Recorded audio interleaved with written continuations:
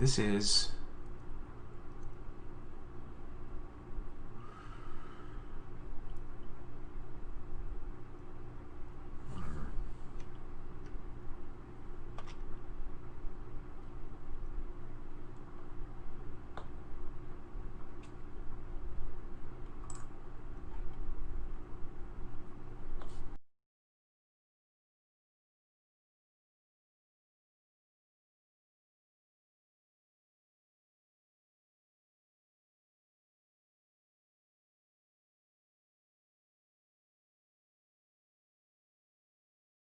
Alright, so can you guys hear me right now?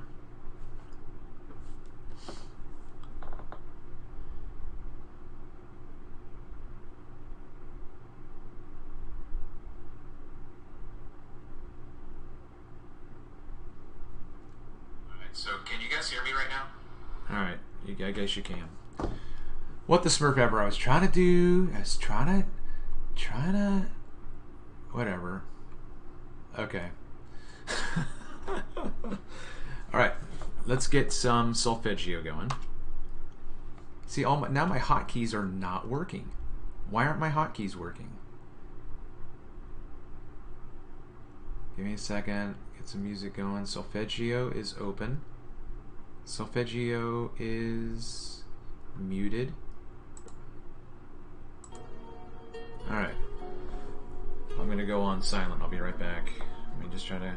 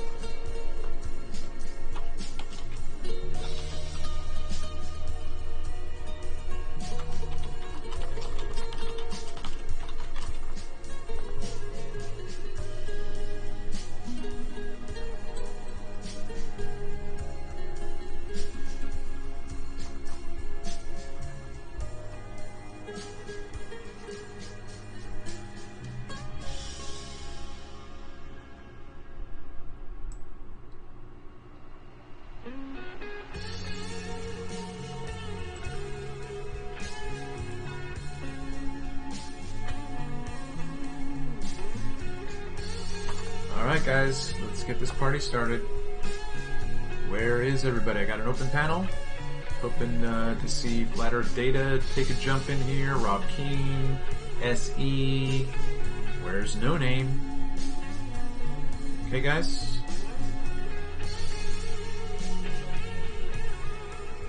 Where are you going on vacay, Rob?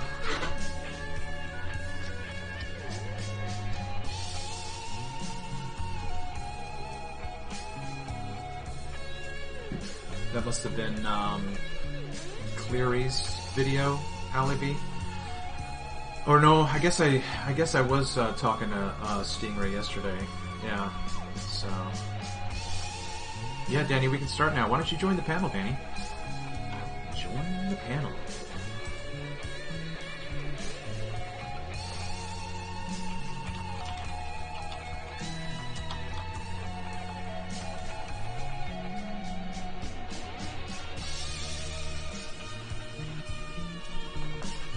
Are you guys gonna join or what? You gonna make me carry the show all by myself? I can't do it alone. I can't do it. Alright, so... yeah, well, the link's right here. I already put the link in. Alright, let's do this. I'm just gonna play this in the meantime. Isn't there a song called In the Meantime? I'm trying to think of what song that might be. I haven't heard a chime yet, so nobody's joined. Alright, there we go. There's the first ding-dong. The first ding-dong has arrived. Who is our first ding-dong? Let me get over there.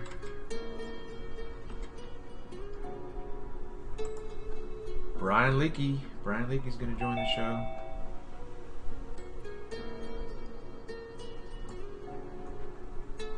What's going on, Brian? Say hi whenever you're ready.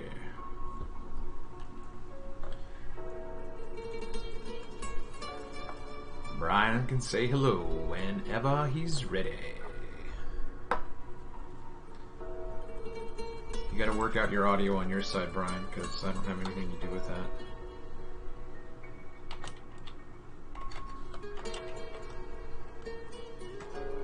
There he is. I can hear you, Brian. Alright. Yeah. How's it going? Going good, man. Good, good. We got somebody else joining. What time zone you in, Travis? Eastern. Yeah, same here. Renee Calusia. Don't know that name, so hopefully he or she is a friendly.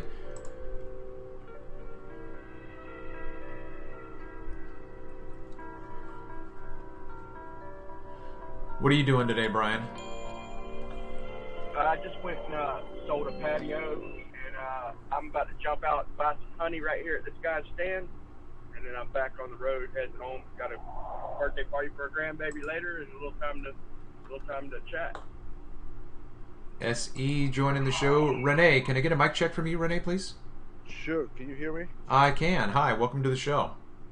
Hey, fantastic. Thank you so much. I enjoy your work, man. Oh, Renee, I know who you are. I know who you are, man. It's been a couple years since I've seen you. I think you and I met, if you remember, in 2018 there in Hollywood for the premiere of Behind the Curve. Oh, that's right. You were there. Yeah, man. Yeah. How are you? Fantastic. Good, good, good. What's new in your world? What's going on with you? Well, we're basically continue doing our street activism. Now we're focusing in the pandemic a little bit, but we're still having all our flat earth material and educational material to teach people that they're not living on a spinning ball. We're having another one coming up this Sunday, the August the 9th in Sea Lakes. You know what? Now I'm putting it together. Our Earth is seriously flat. Correct. Yes. Correct. Now, were you at that premiere? Because I'm thinking of someone different. And yes, I was at that premiere. I'm the guy that confronted the. Okay, well then it is you. Okay, all right, I got the right guy. Yeah. Yep. SE Montreal. Good morning, all on this beautiful stationary Earth. Good morning. Yeah, Hey, yeah. Renee. Fantastic, fantastic. So, Hey, if you're a pole guy that installs lights, watch out for Renee, huh? Don't be installing them Wi-Fi things. You know what? No, we're having a lot of people that are getting together in this 5G. We're not gonna let it play here on Sunset Beach. What do you got right there, Renee? Is that your coffee? Yep.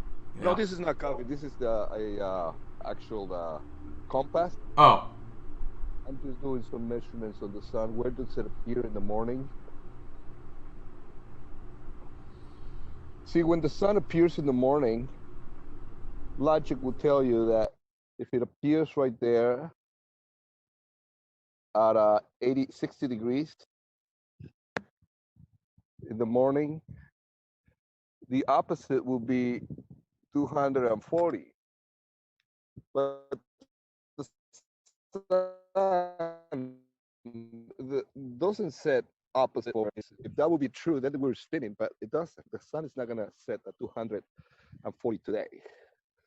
So just making simple observations like this helps people understand that they're not on a spinning ball.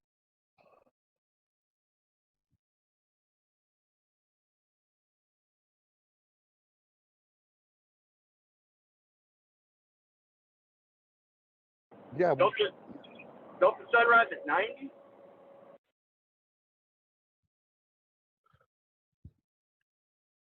No, what was the question?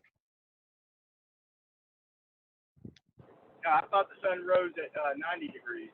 And I've never, well, we measured the angle one time on an equinox, but I thought it rose at 90 degrees. Right. No, every day, the sun appears at a different degree. Every day, it's never the same. That's interesting, man. That's very interesting. But you'd think if you think of the big picture, it seems like there should be like about 200 degrees. It seems like it should rise at about 80 and set at about what's that? It seems like it should rise at 80 and set at like 280. The way everything's curved. But I've never really checked it, man. I'm interested to hear about it. Right. You know, it's almost like the symbol of the Masonic, the square and the rule. Actually, that's what most likely you're going to bump into it. You're going to realize that the Masonics always knew that we're not on a spinning ball. And their whole agenda is to keep us ignorant about where we are. It's a way of disconnecting it. Yeah. Shout out to Aaron Moorfeld. In a lot of our conversations, he tries to take a lot of what we understand about the commercial side of our existence, that we are all under maritime law. But then so that then really, controls our day-to-day lives, right? In terms of how we interact with one another, and then also our governing bodies at large, right? So they've figured out how to control that. So Aaron's suggestion is that they understood that they had to take that even farther and extend that into our understanding of the place in which we live physically, right? So then controlling that narrative, right? So they control the narrative of how we're supposed to behave with one another commercially. Everything is commercial now. Everything is commerce. Always a profit, always a profit. Even we exist in a profit scheme, right? Because we need to make money in order to buy anything anymore. I mean, unless you're going to do something with your neighbor and you say, hey, but even then it's an agreement. Like last night, I was on, whose show was it? Was it Cleary's? No, it was Ranty's. On Ranty's show last night, we had George Nitschuk. How do you say his name? I can never remember how to say his name. Nunchuck. Think of a nunchuck. No, it's not a nunchuck. Anyway, so I said, because we were talking about the footage that he provided, and I said, well, do you have the data for this other image? You have another image here that you know the day that you took it. You know the day you took this image, and you said that you have a journal where you take all of the measurements. I said, can you provide? He goes, I'd have to go dig that up. I said, I'll pay you. I want that data. If you and I can agree on something, I don't have a problem paying you for your time. If it's going to take you a long time to find it, I'll pay you for it, bro. Because I'm obligating him to do something for me, right? Now, he could say, Travis, don't worry about it. I'll do it for free, which is on him, and that's great. But my point is that in the larger scheme of things, in terms of the way that, if you think back to home ec, or how we understood, back in the day they used to trade with shells, and they used to trade with salt, and they used to trade with paprika and whatever, Yeah. So my point is that Aaron suggests that they simply understood that they had to control the narrative of our existence, and they began to tell a story that would then control our understanding. I mean, there's so many interesting. Travis? Go ahead, Essie. Yeah, it's a hack. It's a hack. We were of consciousness. I'm sorry, Renee. I see it. Yeah, it's a assault. Go ahead, Essie. Yeah, I know what you mean, man. I was gonna say, I Renee, follow you and guys are because absolutely right. All right, hold on. Renee, can you go on mute real quick? Sure. Okay, thanks.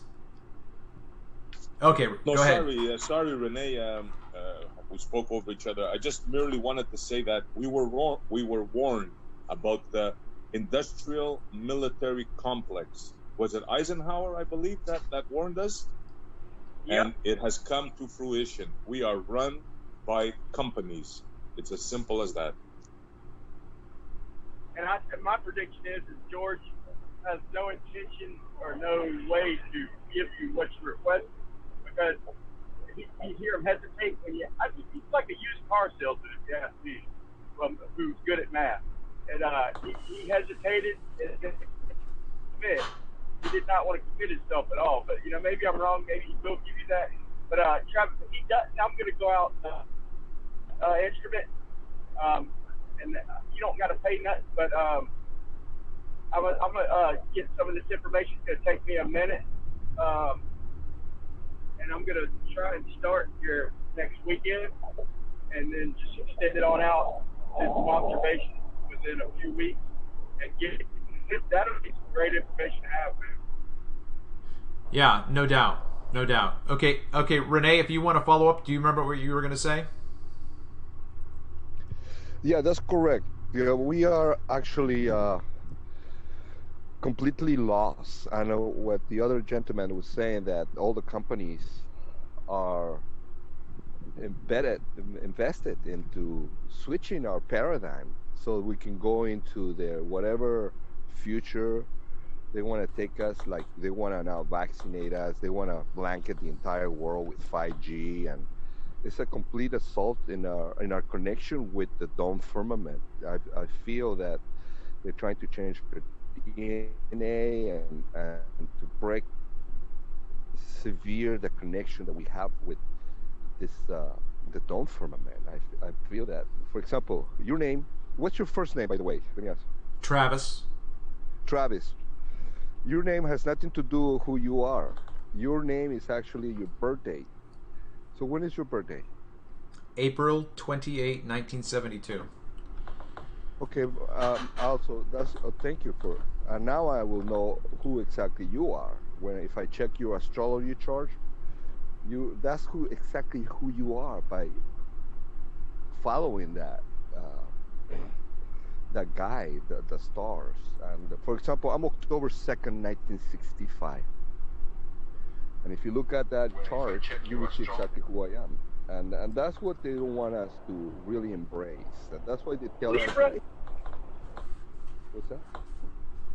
Yeah, so You're a so Libra, we're right? supposed to be lost. Yeah, I'm a Libra. So we're supposed to be lost in space, tumbling towards a black hole. Any minute, a meteor can strike us in the ass and destroy us. It's always about a very pessimistic future. But in reality, when we understand where we live, when we understand the patterns that are happening above us, NASA's never going to tell you that there are patterns. For example, the Saros system, which is a cycle, the eclipses, how they repeat.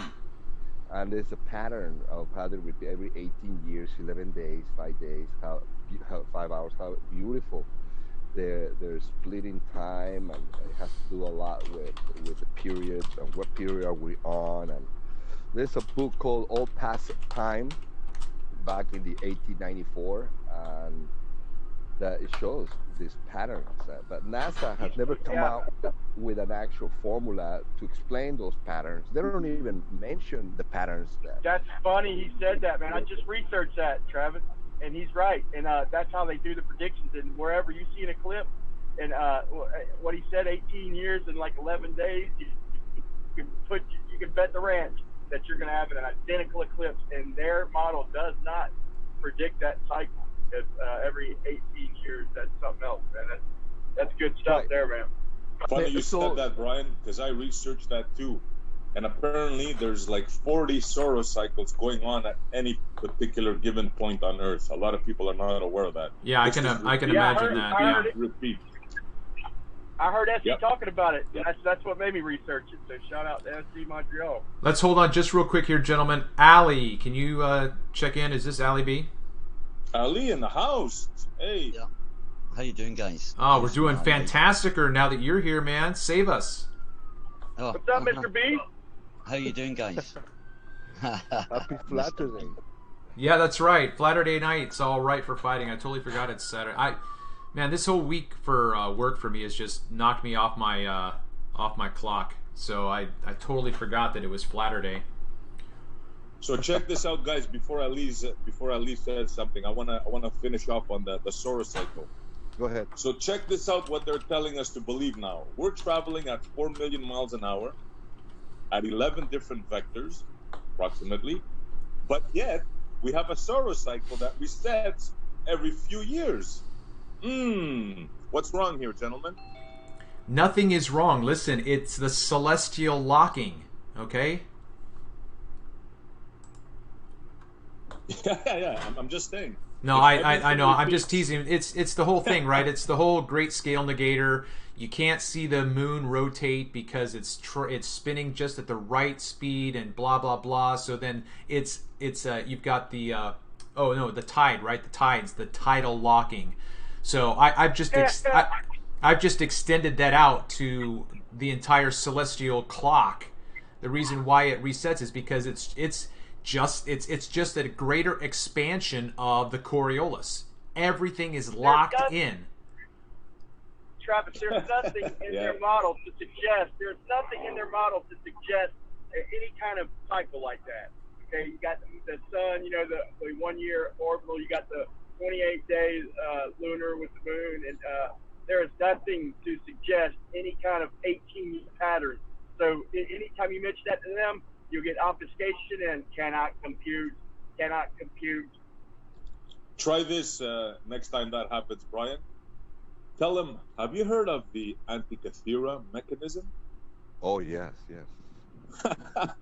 That'll shut them up real quick. They hate the Antikythera mechanism. Oh, yeah. 1,000 years before there was supposed to be gears.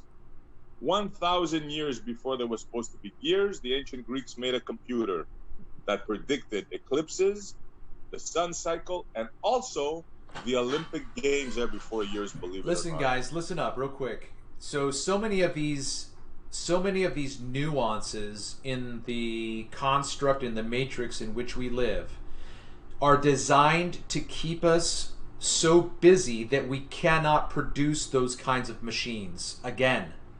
Right?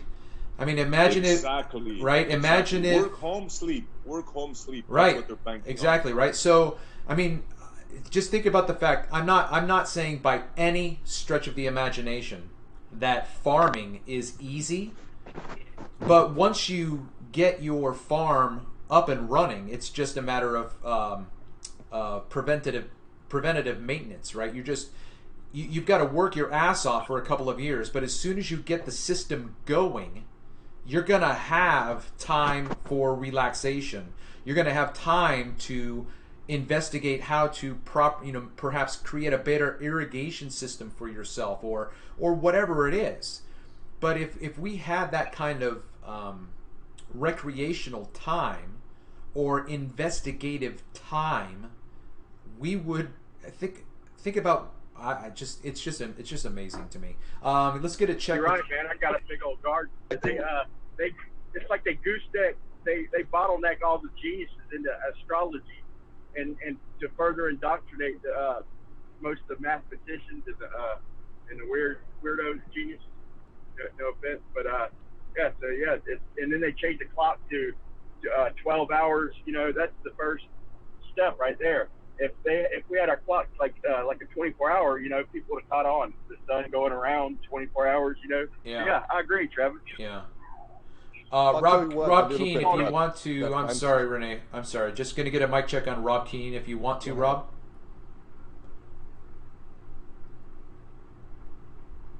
All right. Whenever you want to chime in, Rob, just say hello. Go ahead, Renee.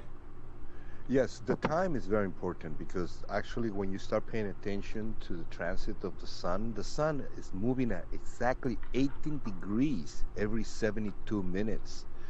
And 18 is a very important number, like the Saros cycles 18 and then 36. Yeah, you're right, Renee. There's something about that number, bro. So when you start actually dividing the entire day, the 24-hour day, into a 20-hour segment, each wedge at 18 degrees, you have a perfect clock. And that's how actually you're supposed to wake up at the twilight and see. Renee, I have a question for you. Sorry for interrupting. Go ahead. Have you ever filmed the sun? Yes, of course. With a filter, with an ND, what did you use?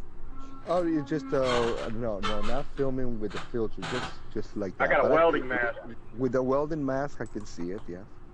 You know why, guys? I'm saying this because I filmed the sun with an ND filter, and man, I don't know what these things are, but I see these things flying out of the.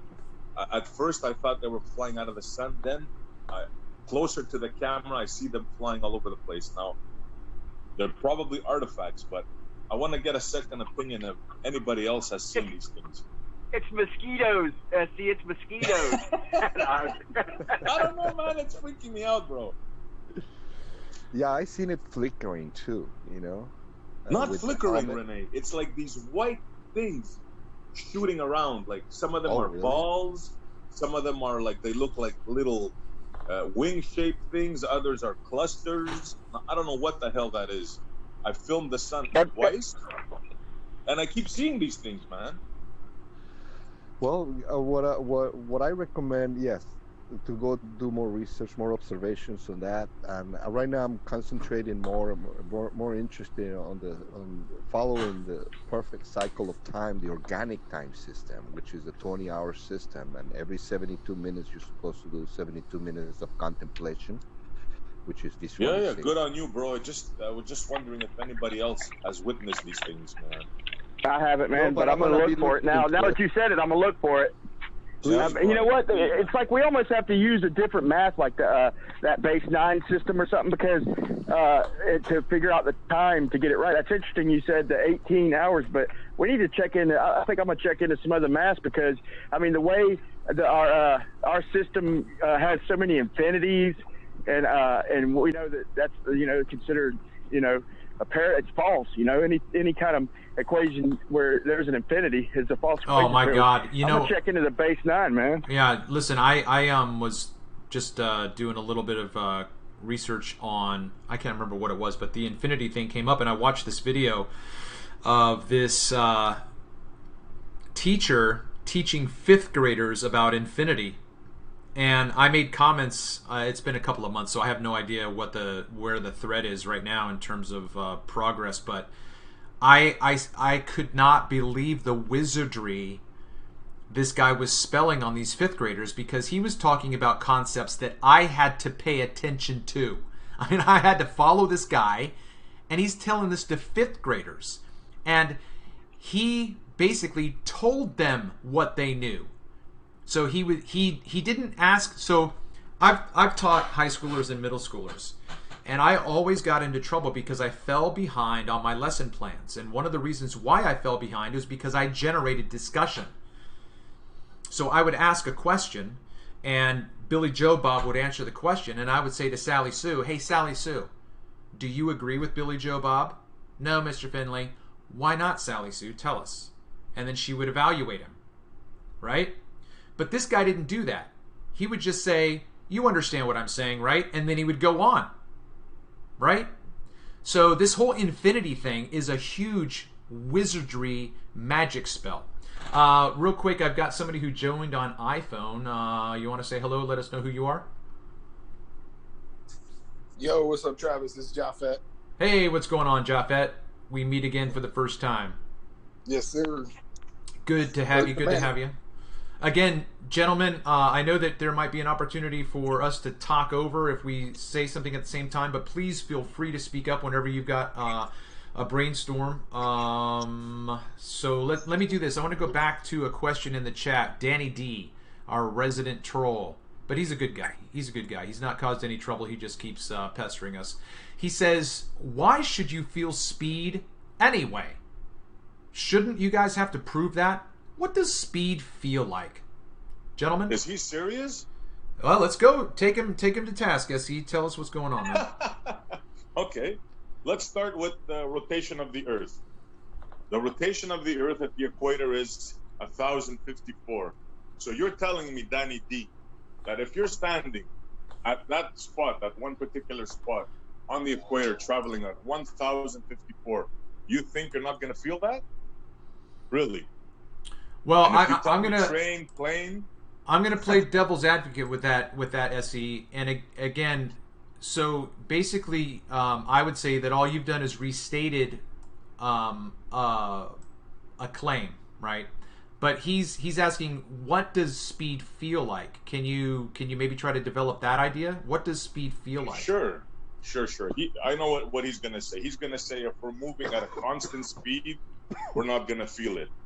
Right. And I'm going to tell him this. Right. He just said, why should we feel it? Sorry? I'm sorry. He just said, why should we feel it? Right. Yeah. Why should we? I know that's exactly what they're going to say. And I'm going to tell them this. If you're traveling in a straight line on a train, they think of acceleration and deceleration as only felt. Fine.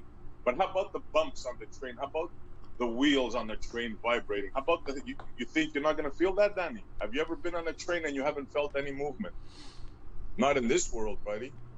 Yeah, I mean, honestly, I said this the other day as well. If I had a discussion with Danny and he brought in his rebuttals and said, I want you to imagine being on a train and da-da-da-da-da, I can do that. I can imagine the scenario that you're creating. What I can't do is think of a time when I didn't know when I was in motion. Now Never. Now that's Never. not right, but it's not to say that I've been sitting in my truck at a stop sign or a stoplight and the guy next to me starts to move and my body has this convulsion, right? Because I'm in a huge truck. I think I've got my foot on the brake and visually I've got motion. So I'm thinking, oh my God, I'm going to hit somebody. But it's not, but see, that's not the same scenario because that's not inertia, right? That's not momentum. That's a visual manifestation of movement, right? But they have all of these little things that try to catch us out. And to me, Travis, it's constant motion. That's their trick. That's their game. I'll tell you what, when they give me the same example, hey, well, you don't feel when you're on the train, I go, well, wait until the train makes a right or left turn, I will feel the centrifugal forces. Oh yeah, for sure, Rene. But they play around with that and they say the train is moving at a constant speed, right? You shouldn't feel motion. You don't even have to go on the turning. Just tell them you don't feel the vibration of the tires. Really, man? You must be drunk or something, because I always feel that.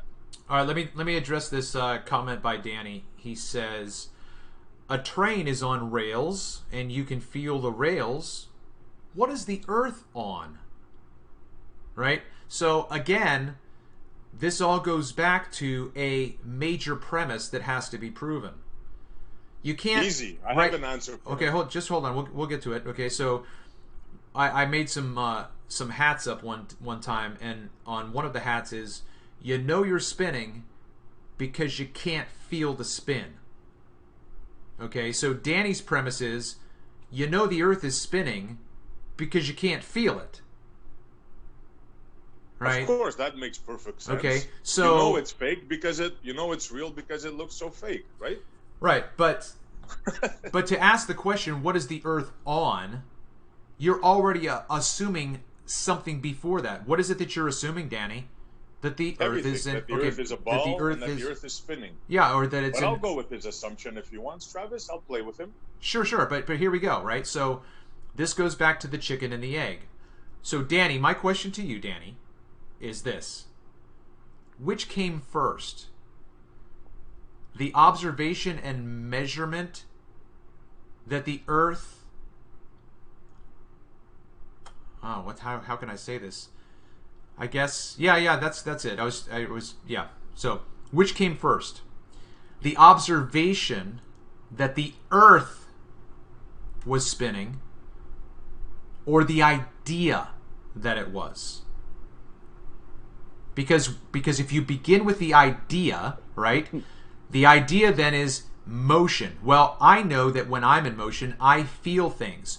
Well, the Earth is in motion, but we don't feel motion, so there must be something out there like this great space shock absorption that allows for the conservation of momentum with no detection of bumps or hiccups or anything, right? You have to create... Especially, hey, Travis, especially that it's supposed to be molten iron, either the core or right around the core, however they want to say it. I was going to create a fallacy called like an appeal to a flattened station or a flattened motionless Earth fallacy. Every time they try and say why we don't feel something or why we don't see curve, call a fallacy for appeal to a flattened motionless Earth fallacy. Yeah. Well, I tell you what, it's not a fallacy. The fallacy is when you cannot find a stationary reference point to verify the rotation of Earth. If you cannot find one, then you have to make a fallacy that, or make pretend that we're moving, but in reality, we're stationary. The day we find the stationary reference point to verify that rotation, that's the day that we're gonna say, hey, you know what? We have a point. Like when you're in a merry-go-round, every time your mama puts you in the merry-go-round, and every time you see your mama is one revolution. But we haven't seen anything out there that we can confirm one revolution at least. And that's why this solar system, the eclipses, when they're happening and they're starting again in the south and in the north, starting again in the south, when we see these repeatable cycles, these patterns, it is impossible for us to picture ourselves moving lost in space towards vacuum, towards a black hole or expanding universe. But no, we see like a clock. There's a perfect clock on top of us. Well said, bro. The rest is La La Land. It's precision maneuvering. You can watch an eclipse, let's say in Montreal, in my backyard today. And in 18 years, precisely, you'll see it at the same spot. Now, how is that possible? Yeah, and now it's only going to be precise if you follow the natural clock of our world. If you follow the calendar, it's going to be off. Yes, sir. Yes, sir. Correct. You got to go 360 day a year. And you want to be more precise, you change your paradigm into a 20-hour day where you rule your day. When it's noon, you say, oh, it's the 10th hour. You know, so we have to change the way we think. You know, we're not going to say atmosphere. We could say atmos plane. we have to change the way we speak, the way we see the sunset. For example, there's no sunsets, there's no sunrises, there's only suns appearing from within the vanishing point, and there is the sun also disappearing into the vanishing point. Atmosphere ain't too bad, because if you consider a dome up there, like some of the models, so for people who consider a dome, you could consider the spherical, and the stars and the heavens spherical, if you wish to choose it that way. I don't think we'll ever prove it myself personally, but yeah, man, we've got to change the way we. There probably is something right in front of our face we're not seeing with the calendar. Yeah. But yeah, it throws us off, man. It does. It throws us off. Another thing, when you start thinking of the sequence 18, 36, 54, 72, that these numbers are on the perfect 432 hertz music scale. So this is the same scale, the 432 hertz, AF 432 hertz. That's the same that it was not allowed in the 1930s by the Nazis. They made it illegal, and that's the same frequency. Mozart, Schumann, Leon Caval, all of the great composers base their music on a perfect frequency. 72 hertz, 108, 144, 280. All these are within the 20-hour. If you switch the degrees where the sun has every 72 minutes, the degrees switch them for hertz, you're going to realize that the sun is giving you indications that everything is a song. The sun is actually singing. Everything is a song. Or for example, when we talk about the stars, the global zombie mentality would say they're in vacuum and they're nuclear explosion, something like that, right? They cannot repeat that on a laboratory. But on the other hand, flat earthers, we said there's water above the firmament, and we could go in a laboratory, put water in a jar, and create a frequency and create a star in a jar. We could do things like this. The stars are sonoluminescent, so each star is a note. And this is what I discovered. When you start playing those notes, you want to hear it? Heck yeah.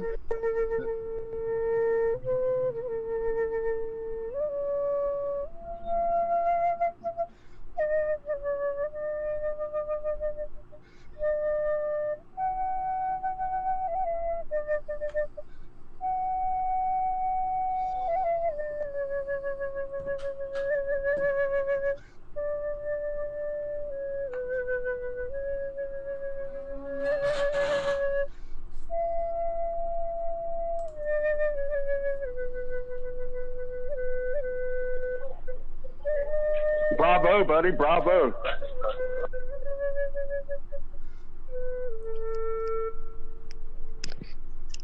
I like this guy. There's no question that sound has a. Hey, this guy's like Pete with a. Hey, I see. This guy's like Pete. Take away the Aristarchus. I like this guy, man. Oh yeah, for sure. Alexander Lightwater, hello, welcome to the show. No offense, Pete. No offense, Pete. Hello. I mute for the moment. Okay. Yeah, sure. I was watching another reaction channel to music. It came up in a feed, and I decided to watch this new channel. And this guy was really young guy in his 20s, but he seemed to be very musically astute. And he broke out this flute, and man, it sent chills down my spine. He just whipped it out and just improvised. But it was just so beautiful, just the music and the tone and just the notes. he said, yeah, I just got this in the mail, blah, blah, blah. And he said the name. So I looked up the name. It was like a $600 flute. I was like, well, I was going to buy one of those. But Funny you say that, Travis. You know what's really cool about sound, harmony, and it affects things around it? You guys seen the speaker with the sand on it? And various frequencies. Cymatics. That is freaked out, man. Yeah, cymatics, yeah. Well, yeah, you know... By the way, I cut off Ali last time, so what's up, bro? Oh, good, SC. How you doing? What are you up to, Ali? Not much. I just came on just listen a bit and talking about sounds. I was going to say about you should know this. I think they say about the Egyptians, they had sound chambers or something like that, healing chambers. Yeah. One of the Yeah. They messed about. They messed about with sound apparently all them thousands of years ago. So Well, you know, how it affects people. Yeah, listening to so many different channels like John Levi and who's the other Mudflood guy that's like from the UAP? Middle... No. He's from the Middle East. He's Khaled. Say it again. I think it's Khaled, the guy who lives in Egypt. No. He's got his own channel on Mudfloods. It's I can't remember his name, but he does all of the same kind of work that John Levi does with Billy Gill? No. You're talking about... No. Just we'll just move on. There's no way I can remember. It's his Philip Druzkin. Philip Druzkin something. Anyway. Rumpelstiltskin. Dryden. Philip Dryden. No, just stop. Just stop. Now I forgot what my point was. What was no, I got it. Yeah. So listening. It's a Russian guy. Listening to all of these different channels and trying to put different pieces together. One of the things that I thought that I heard them say, or at least I've just put this together, was that the cathedrals that we now treat as churches used to be those sound chambers. So that those organs and the acoustics that were in there, right? Those organs were mechanical devices to pipe in air to then create these cymatic healing chambers, right? Because they're like just ginormous rife machines where those frequencies would come into your body and dispel whatever was ailing you. To me, that kind of alchemy is very sensible. But again, like Brian said, you know, in terms of trying to figure that stuff out now on our own, having to go to work 14 hours a day, you know, all I can do is watch a video. It was like, how did they actually stumble across it? How did they stumble exactly, across Ali. it in the first place? Exactly. So then let's do this real quick. So if we all didn't have to work every day, though, we would figure this shit out in a few years. Yeah. If we were just standing in a field and we all didn't go to work, we would know this. Yeah, and you know that. I think that's why they took us away from that. But it's certainly about, you know, being aware. Just even one second, you were talking about the clock. They've just knocked us out, or I think anyway. One of the things that they've done many things. Yeah, but I'll tell you what though, Brian. If we were in the field and you suggested that the Earth was moving and not the sky, I would leave you in that field. Yeah, I would as well. Right, Brian. Nice meeting you, my friend. Come on, Travis, let's go to the pub or something. But yeah, no, I'd never leave you. That's right. I'd never leave you, Brian. But I think they've knocked us out on rhythm. So we're actually in totally. So I'm missing that, and they've just knocked us out. And as Travis says, made us just busy in our brains and have to work to survive, kind of thing. Ali, the more we ask, man, amen. The more I ask, the more that I keep getting the Foucault pendulum. That's all they got. Like with the Michelson-Morley and all that, as they say. Since we already know the Earth is moving, then there can't be an ether or whatever. So how do they know? So the only proof they have is the Foucault pendulum, and it doesn't work at all. And sometimes even goes backwards during eclipses. It's got to be a certain size.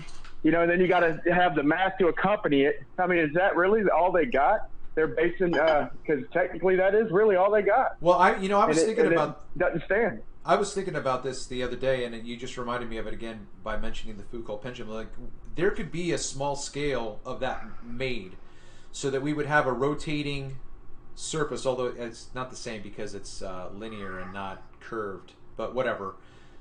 But if you set that. Let's say merry-go-round. Let's make it 50 feet in circumference, right? Just make it that big. But then you set it in motion, and then you put to scale a Foucault pendulum on that. you should be able to show us the same kind of progression or procession. But I don't think that that's possible because of what centrifugal force would do. In my opinion, the centrifugal force would push. You have two centers of you have two fulcrums, right? You've got the fulcrum that is the pivot for the platform that you're spinning, and then you've also got the fulcrum for the Foucault pendulum. So you've got two different frames of reference on that, in my opinion. But anyway. That's just it, man. They don't know centrifugal force completely, man. Like they don't understand gyroscope. It's still a mystery, man. They can't fully explain the gyroscope, man. The way there's no force put into there's no motion. There's no torque on those. Go ahead, Ali. I think we're visualizing it wrong because we're not on a roundabout. We're on a ball. Right. So you actually have to remember that you're standing up on top of this object. The object's below you, and it's spinning that way at a certain angle. How many? 23 degrees. So you're talking about like a whole different set of forces. Sure. It more ridiculous. Yeah, just makes it more ridiculous. That's all. No, you're right. You've got a giant plumb bob, and every point on the spherical Earth is 90 degrees. Right? Every point is the top of the ball. There is no up or down in space, right? They have to eliminate. It's direction from the center. But you think about this, you'd be able to feel that. There was a guy asking, why should we feel the movement? Because our bodies are designed to feel movement. That's how we survive, the ability to balance and be able to detect the slightest of movement. So of course that's right, how it is, because our bodies are designed to do that. So we would feel, so our body would feel some kind of movement. Right, but again, effect. Again, we would ask them to then, you have to then demonstrate that there is something that exists that our bodies can't detect, because they'll say, well, can you see infrared light on your own? Your eyes are designed to see light. So there are certain wave frequencies that your eyes can't see. Or can you hear this dog whistle? No, but your ears are designed to hear wave frequencies. So isn't it possible that that your body cannot feel that particular motion? And then you would say, no. Appeal to emotionless earth fallacy.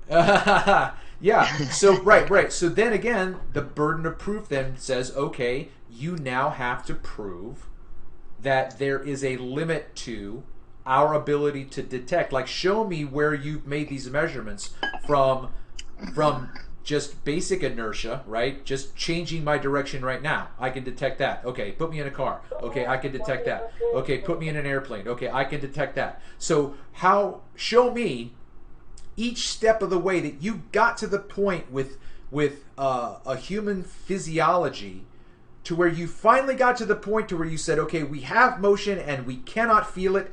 This is the place in which that is recorded. I don't think that exists. But then that goes to the Cabbage can't feel it either. Hold on. The arms of the Cabbage can't feel it? Right. Well, but see, then you've got a simple machine that we can build that's more simple, that can detect it, but we can't. There's a place, Travis, in La La Land where you cannot feel any motion. I can spin you any direction as fast as possible. You won't feel it, bro. Yeah. Welcome back, Rocky. And to answer Danny D of the Earth, just one statement. Danny D, do you know the difference between linear momentum and angular momentum? Research those two things, bro. All right, we got the chat. The link is out in the chat again. I'm sure we'll have someone join. Have you guys ever thought about, I think about this question, and I haven't really had an answer for it, but when they're on their spinning ball, if you're at a different longitude, then that that smaller area is spinning at a different speed than the equator, right? Like as you go away from the equator, your speed is slowing down. Yes, correct.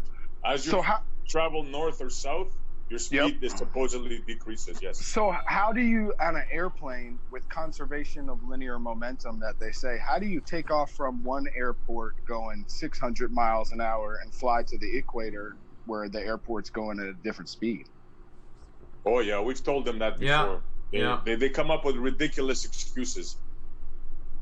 Which we would then be obligated to say, okay, show me this recorded data where they have all of this information. Otherwise, all they're doing, in my opinion, is responding to our question based on what they imagine the answer to be. Well, we've been dealing with that for a while. Yep. Welcome to the show. What they'll do, they will appeal to a motionless Earth. I'm just here to say, if you are so content that we will feel this acceleration, why don't you simply calculate Hold on, Brian. Hold on. Listen, why don't you simply, because saying it's so doesn't make it so. Showing that it's so makes it so. So there's only two things that you need to be concerned with. One, what is the acceleration of the accumulated of all the motions, the supposed motions that we feel, that we go through on the planet? Yeah, in the heliocentric model, out of these, calculate the acceleration. This can be done, and I've actually done it ages ago.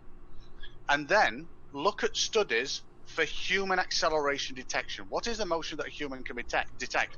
And show I'll accept that, Dean. Listen, just really quickly. I'll just show that first figure is bigger than the second, and you've won. That's it, you've won. I'll accept that, Dean, but I won't accept that the arms of the Cavendish that are 1,000 times more sensitive than our detection doesn't detect it. Okay? And you won't address that. You'll just go off or obfuscate. Why the arms of the Cavendish, we barely can't feel it. The arms of the Cavendish should easily sense it. Why don't they, Dean? The arms of the Cavendish experiment are not meant to measure that. They're meant to measure the attracting force of mass. The two are not the same at all. Doesn't matter what they were made for. The Cavendish was made to measure the density of the Earth, but they still say it proves gravity.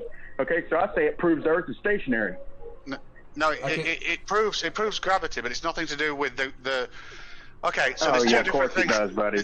There's two different things. Listen, you're under a spell, brother. Hey, I'm not going to go on and on, but I'm going to say one time, brother, you're under a spell. You're coming up with an excuse without even using your common sense that something that delicate would feel. Oh my God, go ahead, Dean. Still love you, brother. I love you too, Brian. But the problem is, I'm not under a spell, and you just deflected. One statement has got nothing to do with the other. The statement of, I should feel the motion of the heliocentric model and the universe and the galaxy and all that kind of stuff. I should feel that motion is entirely different to, I should be able to see that motion in a torsion bar that's meant to move due to mass attracting mass. The two are not the same at all. So the criticism that I would level against what you suggested in terms of human detection of motion is that in the detection of the sensitivity of the human body to detect motion, there is a measurement. What you gave us before that was a calculation. Oh no, just really quickly, Travis. I've linked it many times. I found studies, and the best one that I found for this was like 6 months ago or something. And I'm sure I pasted it to you in Skype actually, and I absolutely remember doing it. Yeah. And it showed, because it wasn't meant to say, oh, can we detect motion and all that kind of stuff. Right. Of course we can. It was meant to show that different classifications of inhibitor, such as I've got a cold, I've got some other disease, I'm perfectly healthy, I'm a sportsman, and all this kind of stuff. The study had all of these in, and had groups of those people, and then it measured how much acceleration each one of those categories could detect. And all you need to do is calculate based on the model that you're rejecting, the accumulated acceleration, and compare it to that. Right, you didn't listen. You didn't listen, please. What's accumulated acceleration? Hold on, just real quick, please. My point was not to disagree with the study that you linked. That's not my issue, and in fact I said I'm perfectly happy with that, because that is a measurement. The problem comes in the opposite, in the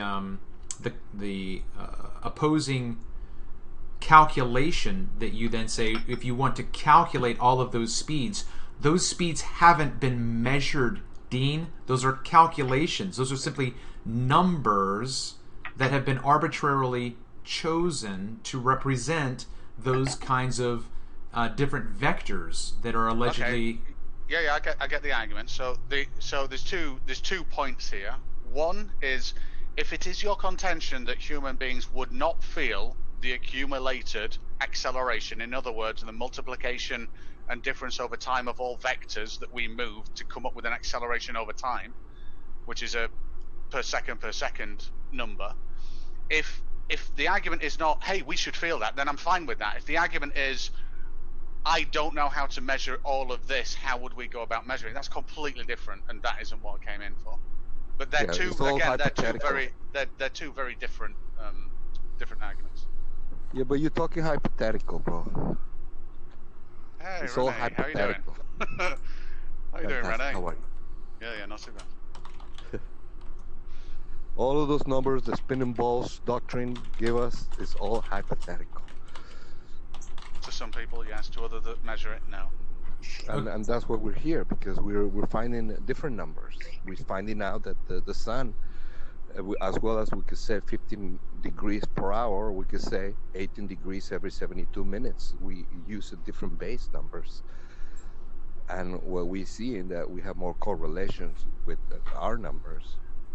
Well, I will be doing a presentation on this, actually. The 15 degrees per hour absolutely does never work on a flat Earth anywhere except at the North Pole. Oh, I see. But you're aware of the equation of time, right? The equation of time. Right. How the do you know how hard it is to get the arms of a cabbage to stop, brother? Never tried, Brian. Sorry, Renee, what were you saying? See, when the equation of time is when you see the entire sundial in a year, you're going to see that the sun is actually accelerating and decelerating. It actually perturbs over the season, so it doesn't accelerate and decelerate. What it actually does is it changes the angle in relation to the gnomon. There's two types of sundial. One is a latitude and a gnomon aligned to the axial spin of the Earth, and then the other is one that you point at the sun, making sure that the axis of the sundial that you're pointing is always pointed north. So there's two. On the latter one, that isn't the case. On the former one, yes, because we have precession of the path of the sun. Yeah, but that actually supports the axial lock of 23. What you just said, Renee, actually supports the axial lock of a rotating Earth at 23. Now we've got an axial lock. Well, going round. Yeah, axial tilt. Oh, I see. Essie, what were you going to say?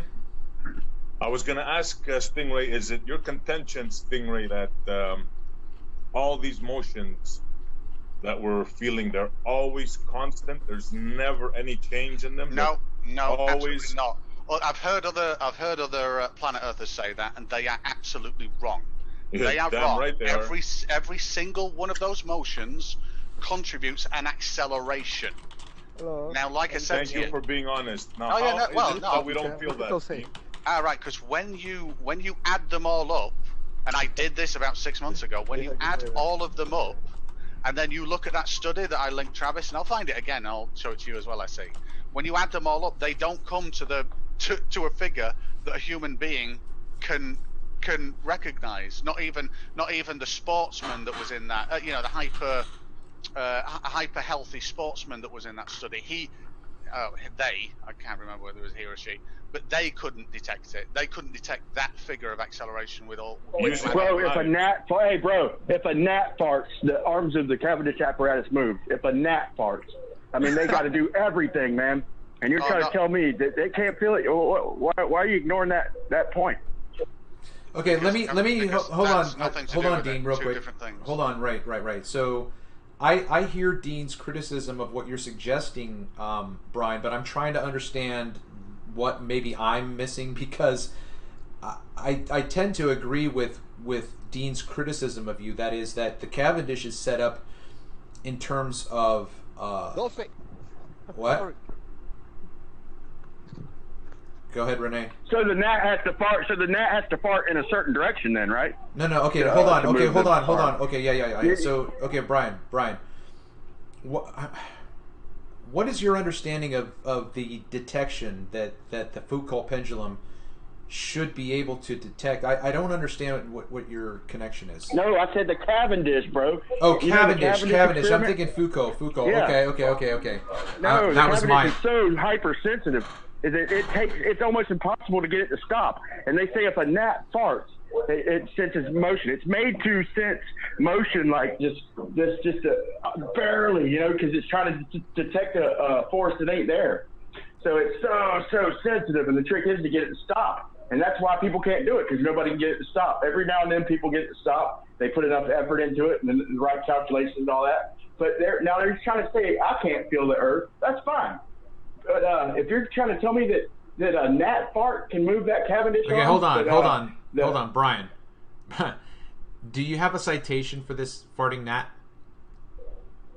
No, it's an expression. Okay, what but are the units that the gnat farts in? No, but I'm it's a figure of speech, man. No, that's okay, but okay, so don't give us the figure of speech. Tell us what you can relate. Tell us what you read that is more specific to what someone who operates a Cavendish experiment, like Okay. what's the most acute motion that they've said that it can detect? It's like 1/1,000,000th of something, man. For Okay, but 1 see, million. I don't know. No, I get Dean it. might be familiar with it. I'm not trying to put you on the spot. I'm just simply trying to understand what you're saying, because a gnat fart is hyperbole, right? Yeah, that was a figure of speech, I man. know.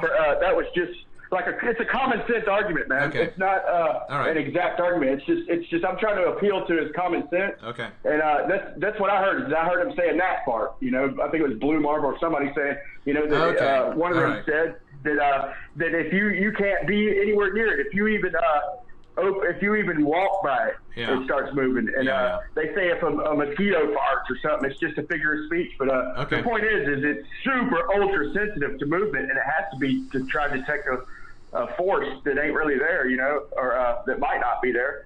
And so I think that it would sense the motion of the earth. I get what you're saying, Bri, but that's about air currents that would affect it. So, and again, but saying that the acceleration felt by the accumulation of all the vectors, when you add them up, would actually have an effect on the torsion. This is something that you can actually demonstrate. Well, not even demonstrate.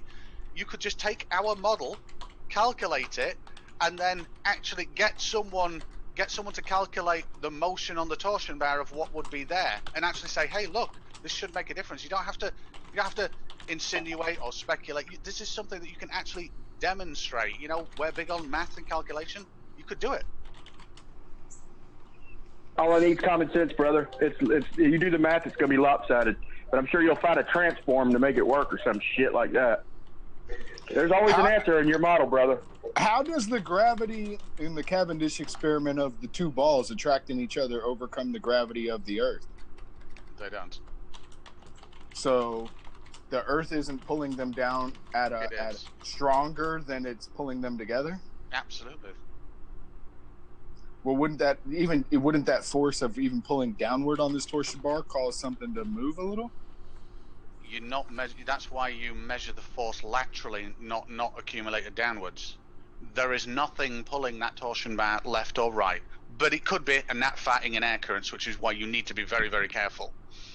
So the only thing that can pull it, and this is what hopefully you'll see in Blue Marble Science's thing that is building at the moment, is you'll see that having a weight to one side, so we've got gravity that's pulling the torsion bar to the ground, but then you've got a huge weight and a very friction-free bearing at the top, so that you'll see the torsion bar move round towards the weight. Now, the expectation of this is that it will start oscillating So it'll go past the weight first of all because of inertia, and then it'll come back towards the weight and overshoot again, and it'll keep doing this until eventually it settles on the weight. And the only explanation for that is mass attracting mass. So you're saying it'll make an orbit around it until it Not gets an orbit. close enough? No. Imagine. So the Cavendish is about. I mean, I'm not up on the Cavendish. You better asking. Is there a working science. model of the Cabbage experiment right now in any museum or observatory? I don't know. Like I say, I'm not a fan of Cavendish or that experiment. I don't really follow it. But I know that Blue Marble Science is building it right now and is going to record it all, and is recording it while he's building it as well, and is going to do a series. But what I'm saying is, what we should expect to see, and if we don't, this will be interesting. But what we should expect to see. You guys are trying to Hold prove on. gravity with the trampoline, right? Hold on, Renee. Trampoline. What we expect to see is that torsion bar with weight, so it's counterbalanced. So any air current you could blow and it'd start moving ever so slowly. That would invalidate it. So what you do is you need to be able to look through, and have no air currents in there, and have a tiny opening to look through, which I believe is what Cavendish did. Don't quote me on this because I haven't bloody read it or anything. But then when you put a weight near one of the ends of one of these torsion bars, and I think Blue Marble Science has got lead or some. It's got a dense material, whatever it is. And when he puts it to one side of the torsion bar, the torsion bar should start moving and moving towards that weight. Now, what should happen is because the mass is attracting that edge of the torsion bar, it should actually overshoot it. Now, this will be a very slow process as well. It'll actually come past. You know, you'd have to speed this up to make it look like something's going on, because it will be incredibly slow. Well, that's what I'm thinking. But like I say, watch Blue Marble Science's video and you should see this. No, well, it won't be for a month or so yet, I don't think, because it's still got to build some bits. He's having things built. Yeah, just like when you go to an observatory and they kickstart the pendulum, and that's how they show you that the Earth's spinning. Yeah, that's a good one. I actually have to go there and kickstart that thing before they open the doors. You know that, right? Oh yeah, no. The pendulum swing is irrespective to the spin of the Earth. It's the angle of that swing that changes, meaning you can work your latitude. You do need to put energy. Yeah, the numbers you dropped off, Renee, or Stingray. Different depending on the latitude. Yeah. No, not the number of swings. The amount the angle changes, and you can work out your exact, well, not exact, give or take a couple of degrees. You can work out your latitude on Earth by how much it's altering. Wouldn't you already know your latitude by being there? Well, yeah, but it just shows you the forces at that latitude. If that will be true, brother, they will sell pendulums to people so they can. Oh, see, this pendulum will tell you where you are, and you know. And, no, because it has to. You can't transport a ginormous plumb bob. No, I just use the satellites in space that are orbiting at very fast speeds. Pendulums don't work. Pendulums don't work during a solar or a lunar eclipse. Yeah, I can imagine the gravity pull of the moon can seriously screw it a little bit, man. No. Hold on. Now, wait. Hold on. Just real quick. Now, as far as I understand this whole tidal locking scenario, that is, you don't experience the gravitational pull of the moon until the moon is gone. It doesn't happen immediately when the moon is in proximity to the Earth, right? You don't feel that right away. So wouldn't that also then carry over? Bigger than that, Travis. Hold on, Brian. Travis, bigger than that. The moon is only a few degrees different. Let me finish, Brian. So if we're going to say that a lunar eclipse affects a Foucault pendulum, I would think that it would be analogous to the fact that it shouldn't be an immediate effect. It should wait until the eclipse is over, and then you have this effect, and then you correlate it to, it must have been when the moon was in that position. Well, that's interesting, but I think gravity is instantaneous. Well, but see, then that's fair to think Brian, hold on, just real quick. I'm sorry, Brian, but see, I've had discussions with people on Jose's panel where I make I could be wrong. Okay. But I think gravity is instantaneous. So do I.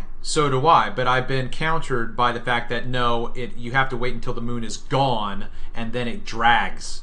That was the answer. If you're talking about tides, possibly because of inertia of the mass of the oceans, then that could be true. That could actually be true, but but the gravity is instantaneous. But the problem is the shifting of that mass could be lagging. Hold on, Dean. Hold on, real quick, SE. Hold on, please. I'll just finish up and I'll let you go real quick. The problem with your response, Dean, is I imagine that's coming from your head. Do you have any paper that you can? Oh no, I'm not. I don't look into this really. Right. So that's not something that we would take as valid. Oh no, I'm not. No, don't take it as granted. I'm just saying I think that's what the people on the panel might have thought as you were talking about the tides not directly affecting a pendulum swing. All right, now Rob, you lit up. Go ahead. I got a question for Stingray. Hold on. I'm back on mute. I got to get some brake jobs done. Okay, SE, you came up too. Yeah, sure. I have a question for Dean. I heard you say that the gravitational effect is instantaneous, correct? Well, that's what I believe. Yeah, I could be wrong, but I'm pretty sure that it's as instant as light. Yeah. So if there was ever a delay, it can't be. Well, I'll just have a look. Wait a minute, give me a second. Right, it would seem logical, but that's incorrect, Dean. According to the heliocentric model, for example, if the sun were to magically disappear right now, the mathematicians say that we should feel gravity for at least 8 minutes and also see the light. Oh yeah, for no, at least yeah, 8 minutes. So gravity, speed of light, yes. So, but the moon is almost instantaneous. It's only 250. No. It's only 250. Gravity, not the speed of light. Well, you can argue yes or no, but I mean, they make you believe that the sun and the earth are attached, let's say, by a rope, a gravitational rope. Now, the mathematicians want you to believe when you cut that rope that you won't be able to, like, the earth won't tug away for 8 minutes. That rope will still have something to hold on. That's magic. That's bull. I really wish y'all to let me finish, man, because y'all missing the point. The point is during the eclipse where the sun and the moon, the eclipse, solar eclipse, yeah, I can see that argument where they're both on the same side. Okay, so maybe the gravity might affect the pendulum, but the lunar eclipse, the moon is only off by just a few degrees than a full moon. You know what I'm saying? So the gravity change is not relevant. Yeah. So in general physics, gravity, gravity is the speed of light in a vacuum. So, yeah, like I said, speed of light. I just want to apologize, Brian. I apologize for forgetting that you were wanting to say something. So please forgive me. Sorry, Brian. I didn't mean to cut you off, bro. It's all good, brother. It's all good. But answer my question, Dean. How does that jive? What's that? How is it possible that theoretically the sun and the moon are attached through gravity? Let's call it a gravitational rope for a better understanding. How is it possible in physics that you can cut a rope and the effects will not be felt 8 minutes later? Like we're playing tug of war. Because I'm on one side, yeah, no, I get it. No, I get it. And okay. And like I say, the force is as fast as the speed of light. So from the moon, that's almost instantaneous. But from 93 million miles away, or whatever the sun is exactly, then that force has to travel that distance. Right. So, I get the explanation very well. It's well, you can call La La Land, but I would never presume to call La La Land on something. I don't understand the physics of gravitational wave theory. I really don't. So the only way that nonsense. It's nonsense. Physics. Well, if you've been studying it for that long and you've worked out it's nonsense, all good for you. But publish a paper or something, because I'm pretty sure gravitational wave theorists in physics don't think it's nonsense. If I publish a paper, I'll get laughed at every university. I won't make it to the front door. Just use logic. If you Well, cut you a have rope, to. No, you can't use logic in this. You need to actually understand it and learn about it. So gravitational wave theory. If you can explain it to me. All right. So what are the principles of gravitational wave theory then, please? Yeah, I can explain it to you. Yeah, you don't understand. Bull. No, Bull. bull. That's Gravitational wave theory. Bull. What is bull about it? Which bit? It's that simple, bro. Which If bit? you're telling me that I cut a rope and I feel it 8 minutes later, Any of it? No, it's not a rope. I'm saying gravitational wave theory is not a rope. So what's bull about it, Montreal? The major premise. And what's the major premise? I don't know. So what's waving, Dean? Sorry? Hold on, just real quick. What's waving? Hold on, just real quick, Essie. So, again, I don't know, like you said, in terms of the Cavendish and whatnot. I don't know everything about everything. I'm not Rumpus, okay? But what but my answer. Sure that's not true either. But... No, I know. But my point is to you, Dean, is that ultimately, whatever the major premise is upon which all of the gravitational theory, or what is it called? The what? Well, I think it's gravitational wave theory. Gravitational wave theory, okay. All right, so whatever the starting point is, that is the point that we would call into question. You have to prove the major premise. Well, just 2 seconds, Travis. That's fine. But not even knowing what that point is and saying I disagree with it, that's disingenuous or ignorant. I don't know which it is from your part. Well, not at all, because the entire premise is based upon a heliocentric model where you have a spherical Earth that is in motion and that is curved. So based on that's actually wait a minute, just really quickly. I don't think that comes into gravitational wave theory. It wouldn't matter. Just like the theory of TEM theory doesn't matter about the shape of the Earth. It's not relevant. The shape of the Earth to transverse electromagnetic wave theory is irrelevant. It's also irrelevant to gravitational wave theory. Okay, that's fair enough. Fair enough. Go ahead, Essie. Thank you. So just so people don't think I'm just calling bull and just saying bull. Okay. Let's see now. This rope of yours, this gravitational wave of yours. It's not right? a rope. Yes, it's not a rope. It's a gravitational wave, right? Okay. Number one, what's waving?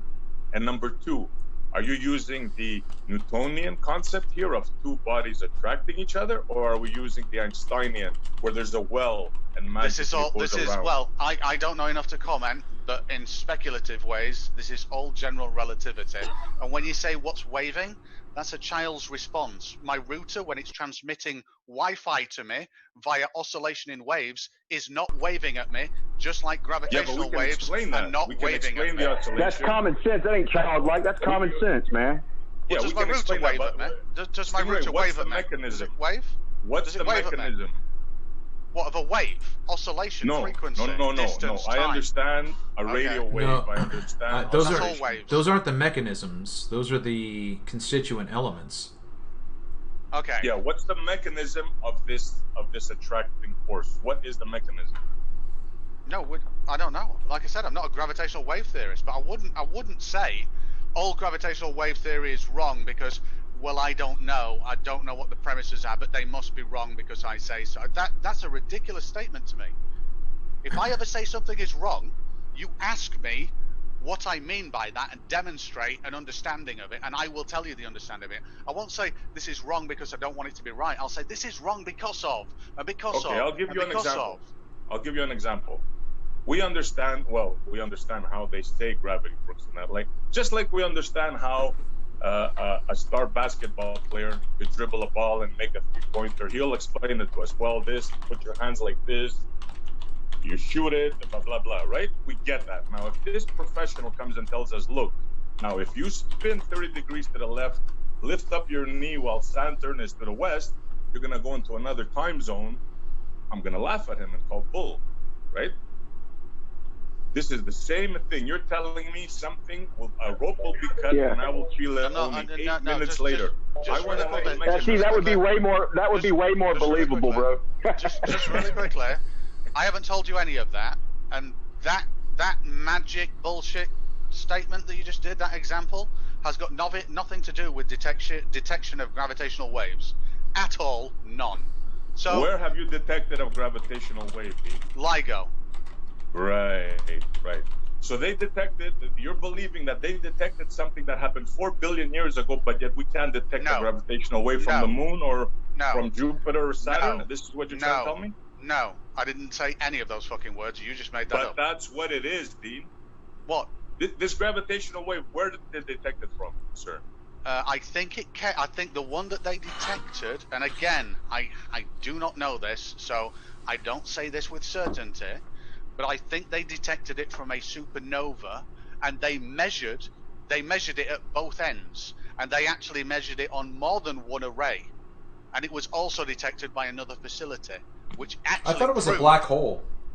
Oh, it could have been. I thought it was the collision of two black holes, like 4.8 billion light years away. It could have been. Like that. Honestly, it could have been.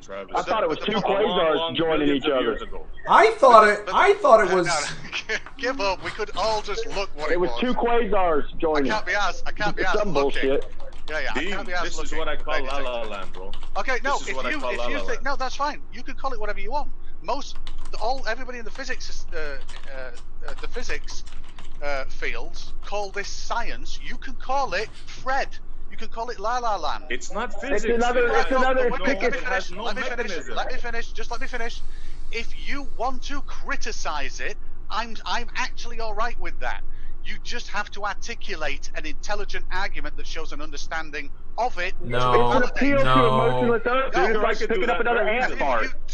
If you can't do that, you are criticizing fluff. No, that's absolutely incorrect. They're good at sensing all these gnat farts. No, that's absolutely incorrect. Just to bring it back to my own field of study right now, the amount of information that I've read on refraction, I can critique that amount of information. I can challenge that amount of information without having to offer an alternative mechanism, okay? So just to start with that. So I disagree with your response just then in terms of what we're talking about with gravitation. Put it this way. I am not bold or naive enough to say this is wrong with gravitational wave theory unless I absolutely understand it. And I know that I will not have an authority to understand it without studying it for about 10 years. Now, if you guys think you're good enough to do this, crack on.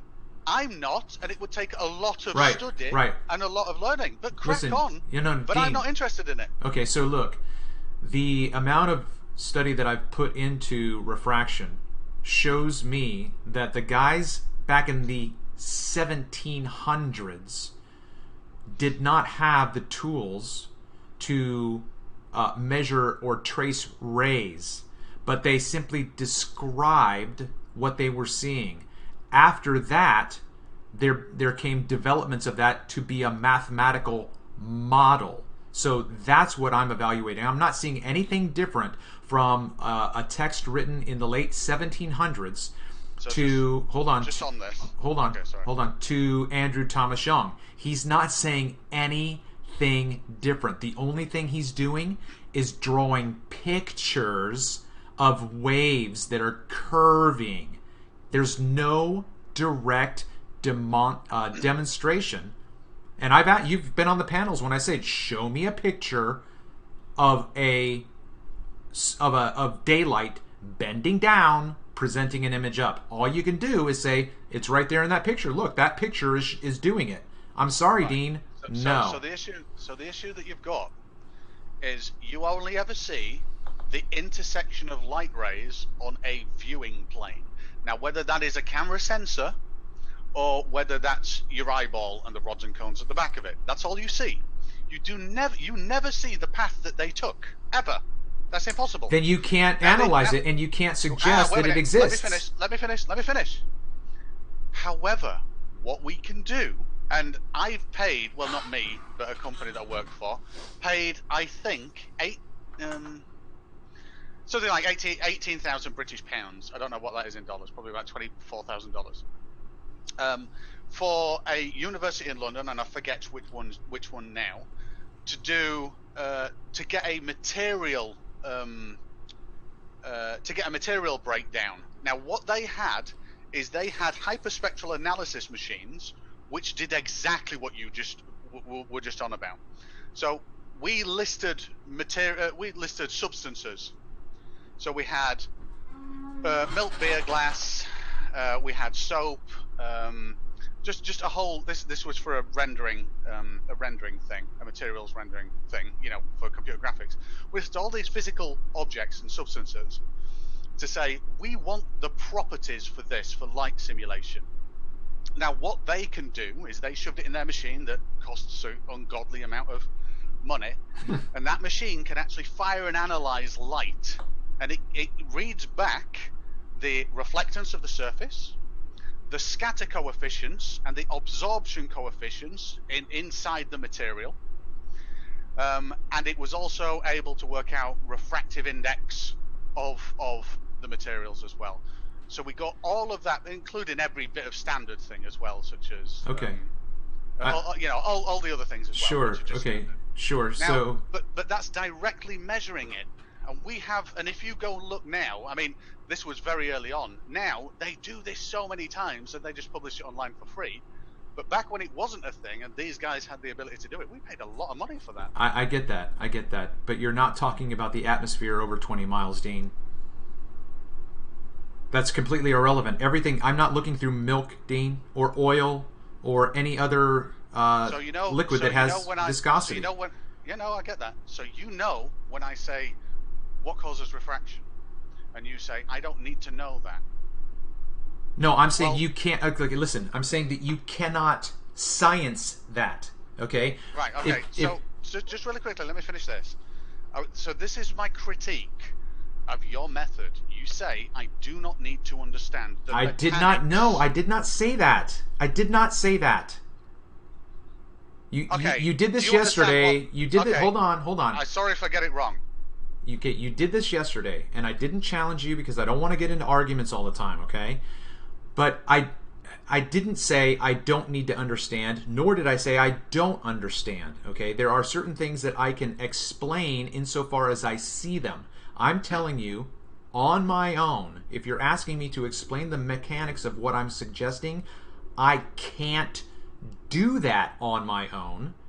But I also, at this point in my life, Dean, have not seen any evidence to show me that anyone else has done what I think is required, and that is get your ass out there and show me what you've measured. Right. So what we can do is we can measure every type of gas, every type of density. No. Now, if you understand, let me just finish. You can rebut it in a second. So just like we can measure substances, liquids, we can measure gases as well, and it's the same type of machine that does the analysis. Now, what we can do is we can have distances and densities brought into that. The one thing that affects the bending of light, in other words, the perturbation of the path of a photon, is the concentration of electron density above and below, or well, actually, above and below is irrelevant. It's just where's the most density, and that creates a field. When it passes through that field, it will bend towards the more dense materials. Now, with that bit of information, that's all you need, because now you know, you can go away and actually verify this. You can say, well, argon gas has got a molecular density of this, so let's have this volume filled with it, and test it and go, wow, this is right. It is the exact same reason why, this is brilliant. Do a search for it on YouTube. There'll be loads of people that have done this because it's a gimmicky thing. They'll have a they'll have a glass jar. Then they'll have another glass cup in this glass jar that is a different density of glass to the one on the outside. Then they'll pour a liquid into. Yeah, I've seen this. Yep. And it'll disappear. Yeah, I've seen this. That's because the density of of that liquid and that solid, from a refractive index point of view, in electron density, is perfect. It matches. There is now no boundary surface conditions. Yeah, okay, but the problem... And it disappears. Right, Dean, right. But again, these are apples and oranges because we're not looking through an oil. We're not looking through a liquid that has viscosity to it. It's atmosphere, right? So... Right, really quickly, do you agree with this premise? Navier, Stokes, and fluids govern both liquids and gas. I would have to look that up, what you're talking about. I don't know what I have no idea what you just said. Okay, so in the study of fluid dynamics, there are the key principal things here are Navier-Stokes equations. Now they work on the same principle, and these are fluid dynamics. A liquid is a fluid, and a gas is a fluid. The only difference between the two, not the way that they act, because they both act the same, but the difference between the two is the densities. Okay, are any of these fluids air? Yeah, air is a gas, so therefore it acts as a fluid. No. Don't. Okay, so you can tell me that they tested certain noble gases. I'm asking about their testing of this in air. Right? Well, yes, air is a combination of gases, so yes, those collection of gases operate as a fluid. Yes. No. Can you show me where they demonstrated these observations and tests in and over distances on the Earth, not in a laboratory? That's right. That's what we want to see. Evidence. Okay, so what's the so if I test I'm going to ask you a question now, Travis. Would you accept if I were able to show you this in a meter and show you the difference? Show me what in a meter? Let's say how based on the concentration of electron density in the air, that I would expect X to happen and I've got a meter volume and I shine a pinpoint laser through it, as thin as I can. No. Would you then? No. And it exactly matches the prediction. No. Would you take that as a thing? No. Okay. So how would we measure the passage of light through it? Right. Exactly. Yeah. That's what my point is, Dean. Okay. So a laser is not light. Again. Okay. Listen, Dean. You're not a stupid man, but what you just said was absolutely inane. Okay. Okay. So listen to me. Tell me why listen you to wouldn't me. accept a laser. Okay. Listen to me. A laser is not daylight. Okay. Listen, please. That does not mean that a laser isn't light, and it doesn't mean that daylight isn't light. Okay, brilliant. Can you tell me why you would not accept a laser light and you have to use daylight? What is the difference? What is the difference that causes, hey, we can't use one for the other? They're not the same. Sunlight ain't super collimated or whatever you call it. It's not the same thing, Dean. You're asking about comparing apples and oranges. They're both fruit. Yeah, they're both fruit. So wait a minute, just really quickly. Okay, so now we have to go, if they're both light, and you want to see light bending, but you don't want to see laser light bending, what aspect of laser light makes you think it's invalid to every other type of visible light? That's the wrong question. That's the wrong question. I'm talking about looking over a distance that is not I don't know how to say this, so don't rake me over the coals, okay? I'm not talking about making an orthographic observation. I'm talking about looking straight ahead and seeing this object, okay? Over a surface of water or terrestrial, whatever, aquatic or terrestrial distance. It doesn't matter to me, okay? You mean you want to see light bending toward you? I want to see you validate your claim, and using. Wait a minute. Physics says that there is no difference in a green laser, which sits in the visible light spectrum, or the light bouncing, reflecting off an object. Show me that. Don't tell me that that's what they say. Show me they've proven that. Oh, well, okay, fair enough. Right? No problem. Right? Yeah. I'm going to jump in. All right, Alexander. Thank you. I'm so irritated about density, this magic word. Density hinders light. It doesn't break light. In my opinion, light gets broken on the surface of a transparent medium, from one medium into the other.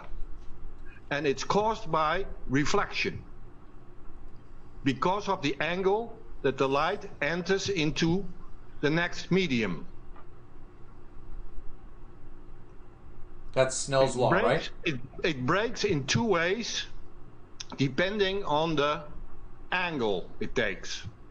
The bigger the angle, the more gets reflected upward and less through the the next medium. That's what I see. And in the atmosphere, we have a lot of small little lenses, water drops, maybe other material that is transparent, but it has to stop this word of density, because density is stuff that stops light, that hinders light. You can call the amount of drops in an atmosphere density, but density is not covering refraction. Refraction is breaking of light, and when light breaks a lot of times in little drops, then it can become a bend, but every time it breaks, not bend. So really quickly, Snell's law and Fermat's principle would entirely disagree with you. Hold on. Entirely disagree with you.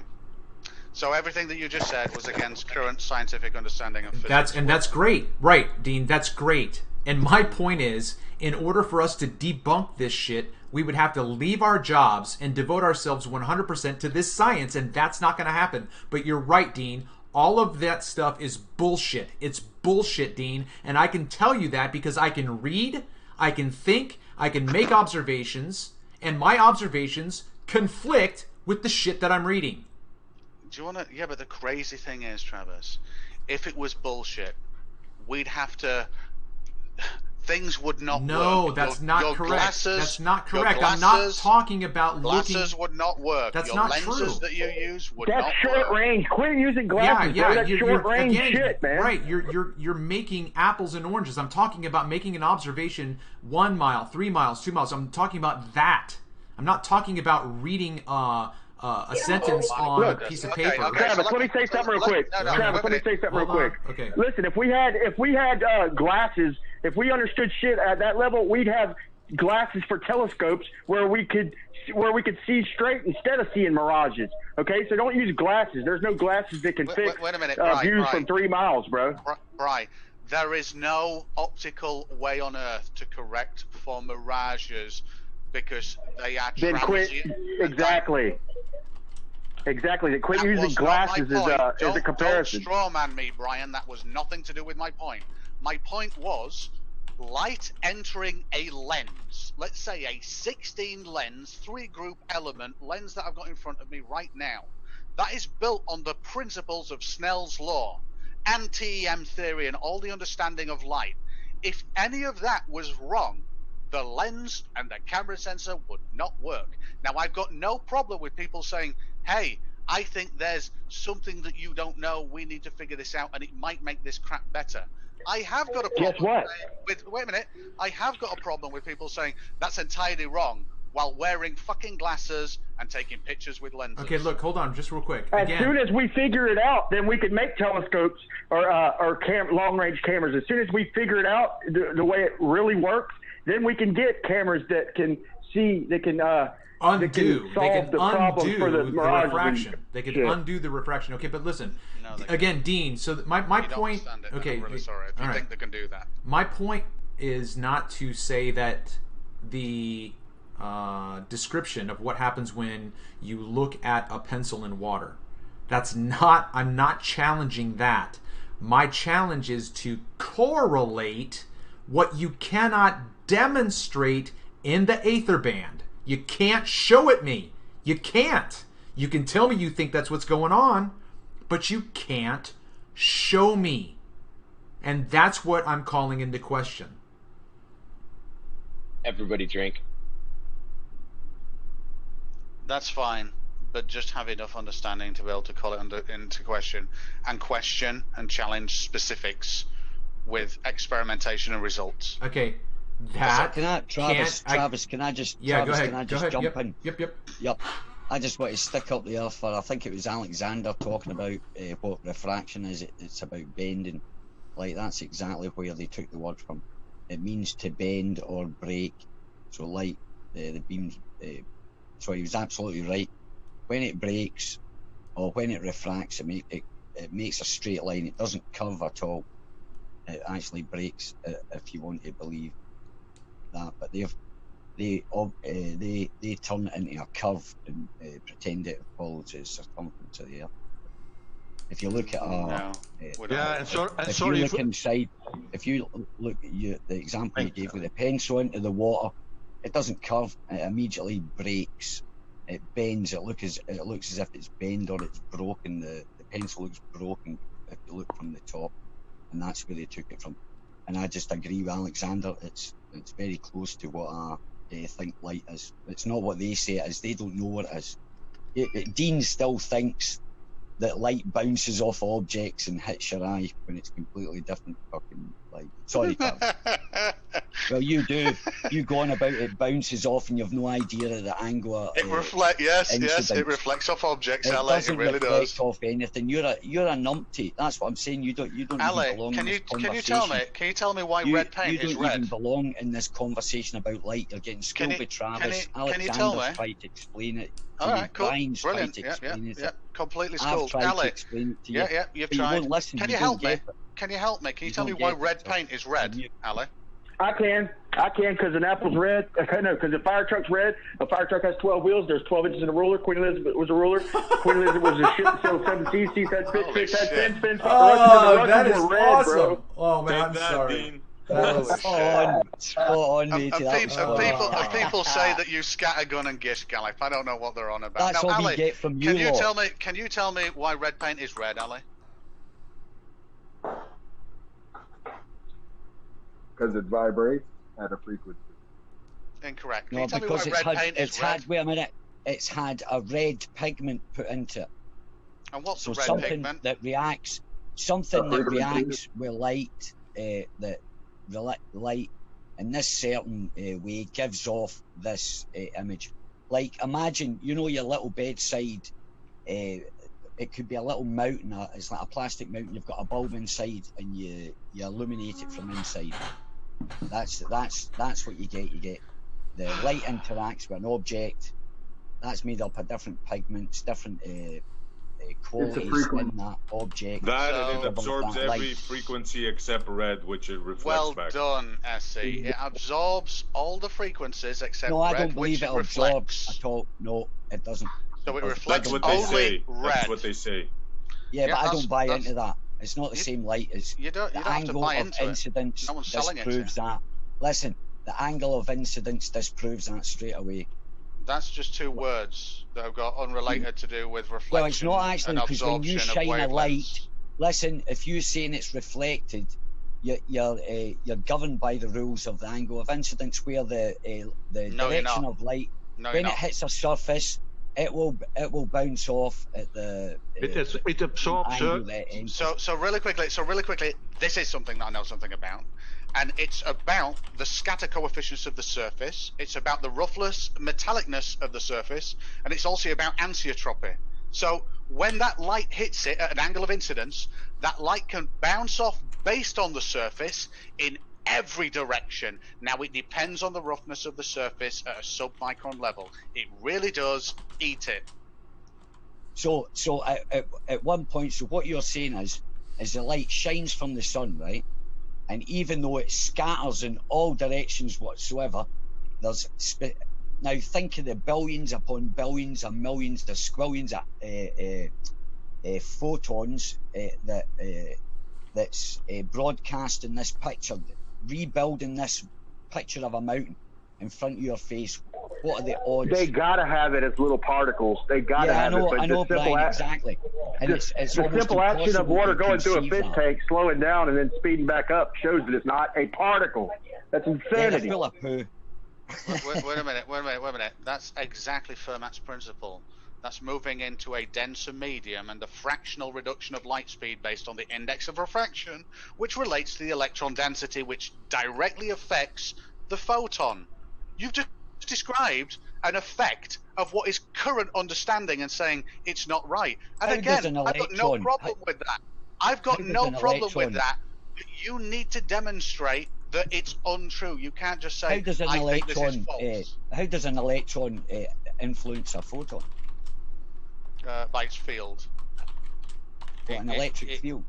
Yes, it has an EM field that the photon passes into, and that's why when you have the accumulation of electrons that create You mean a an denser electromagnetic field, you mean? Yeah. If you create a dense field, then, but this is on a quantum level. I don't understand it. Speak to a quantum physicist Well, if you want stop to know fucking about talking this. about it then, you're full of shit, as usual. You're just No, making the high stuff up. concept. Brian's caught you out making stuff up. Use guys. You make stuff up in your heads that rationalise. Now, Dean, don't do it. And try to make it sound as if it's... Good call, Travis, thank you. That's knowledge. That's knowledge. Dean, can I ask you a question about the Sorrow cycle? Yeah, if you tell me what it is. You don't know what the Sorrow cycle is? Remind me, and I might do. At the moment, I've got my head in work. It's a algorithm that calculates. You always say that, Dean. Well, I'm actually replying to work-based stuff right now while I'm having this conversation. So, and to be honest, Travis, there hasn't been a point in the last 2 months that I haven't actually been working while I've been talking on the. No, I know. It's just funny that you. It's kind of like asking Rumpus where his results are. And he's like, well, I've had a back problem.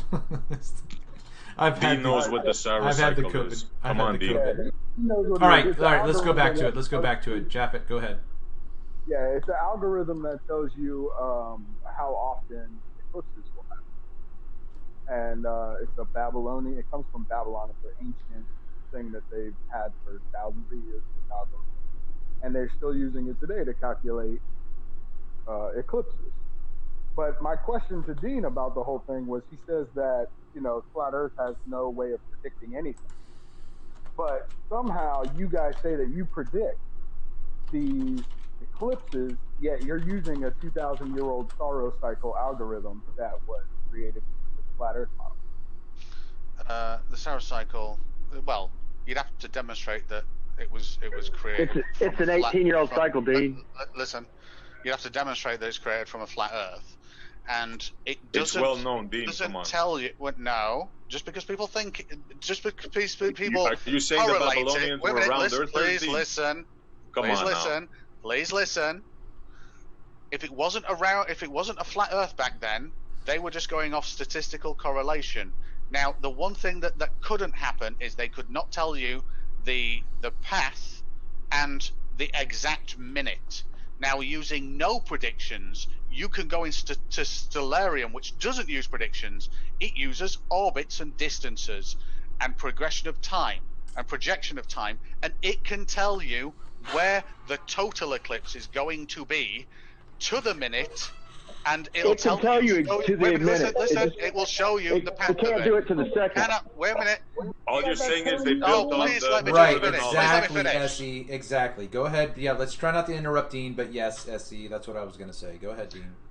So yeah, it can show you the exact path, something that you could not calculate from the Sorrow cycle. If I'm wrong, please use the Sorrow cycle to That's not the issue. Hold on, Brian. That's not the issue, Dean. The issue is what Essie just said. Your whole system that you are describing is based on the Sorrow cycle. No, Stellarium's just based on orbits. They do not get eclipses perfect, bro. I don't know who told you that, dude. Wait a minute, just really quickly. So there's nothing in the heliocentric model with 18-year cycles, bro, and that's what it is. It's an 18-year cycle, and there's nothing in the heliocentric model that cycles 18 years. Deal with it. So don't argue it, just deal with it. All right. So really quickly, Stellarium does not use statistical data. It is not a play machine of historical data. It does not use a Sorrow cycle. It is open source software. You can look at it if you think I am wrong.